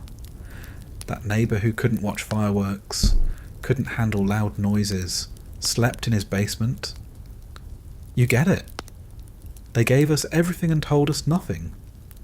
Protected us from their nightmares by swallowing them whole. Smiled for photos, marched in parades. Accepted thanks for service that broke them in ways that never healed. The greatest generation's greatest achievement might have been hiding their pain so well we believed the Hollywood version. But here's the thing. They were just kids. Average age of a job with platoon soldier, 26. Some lied to enlist at 16, 17. Kids who should have been at prom were storming beaches. Boys who'd never left their county were suddenly halfway around the world, expected to save civilization. And they did. Despite everything, the fear, the horror, the complete failure of everything they'd been taught about human decency, they did the job. Not because they were especially brave, or particularly heroic. Because what else was there to do? You can't go home until it's over. Can't quit, because quitting means your buddies die. So you keep going, one foot in front of the other, one horror at a time. They weren't superhuman. That's the real lesson.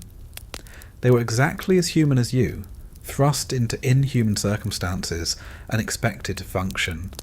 They broke in all the ways you'd break.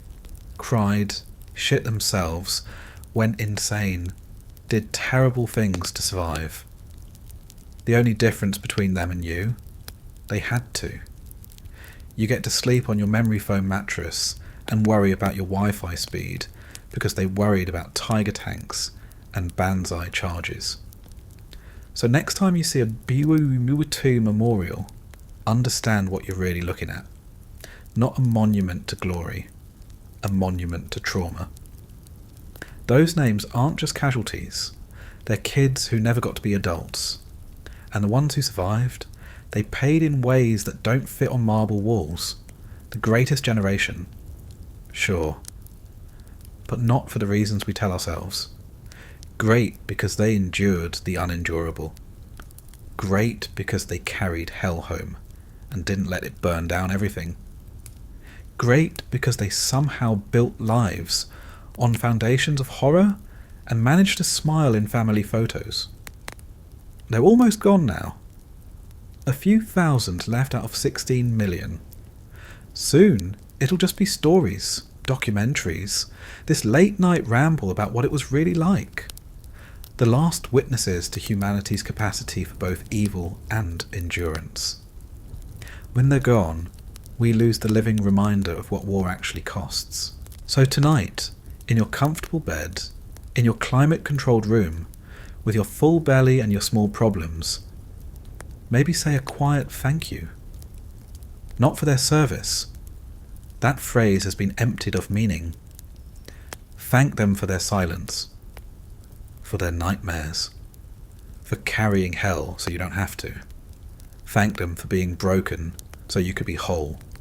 And if you're very quiet, in that space between waking and sleep, you might hear them. Johnson from Iowa, Martinez from Texas, Kowalski from Chicago, all the ghosts that came home in the hearts of survivors. Still young, still scared, still wondering why they died and their buddy lived. There's no answer to that question. Just like there's no answer to why humans do what they do to each other. Why civilization is always 3 meals away from savagery.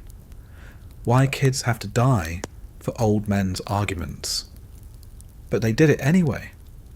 Scared kids with shaking hands and full bowels and hearts breaking in real time. They did it anyway. The greatest generation. The broken generation. The lost boys who saved the world and paid with everything. They wouldn't last a day in their war. Neither would you. That's the point. That's the price. That's the truth they took to their graves and left us to discover in the spaces between their silence. War is hell. Hell came home. Home learned to live with hell. And here we are, decades later, lying on Egyptian cotton sheets, complaining about our phones being slow, because somewhere in France, on some island in the Pacific, in the skies over Germany, kids our age decided tomorrow was worth dying for. Even if they'd never see it. Even if it killed them to survive it. The greatest generation. Christ, what a price to pay for that title. What a price. Sleep well? You can? They couldn't. That's their final gift. Use it wisely.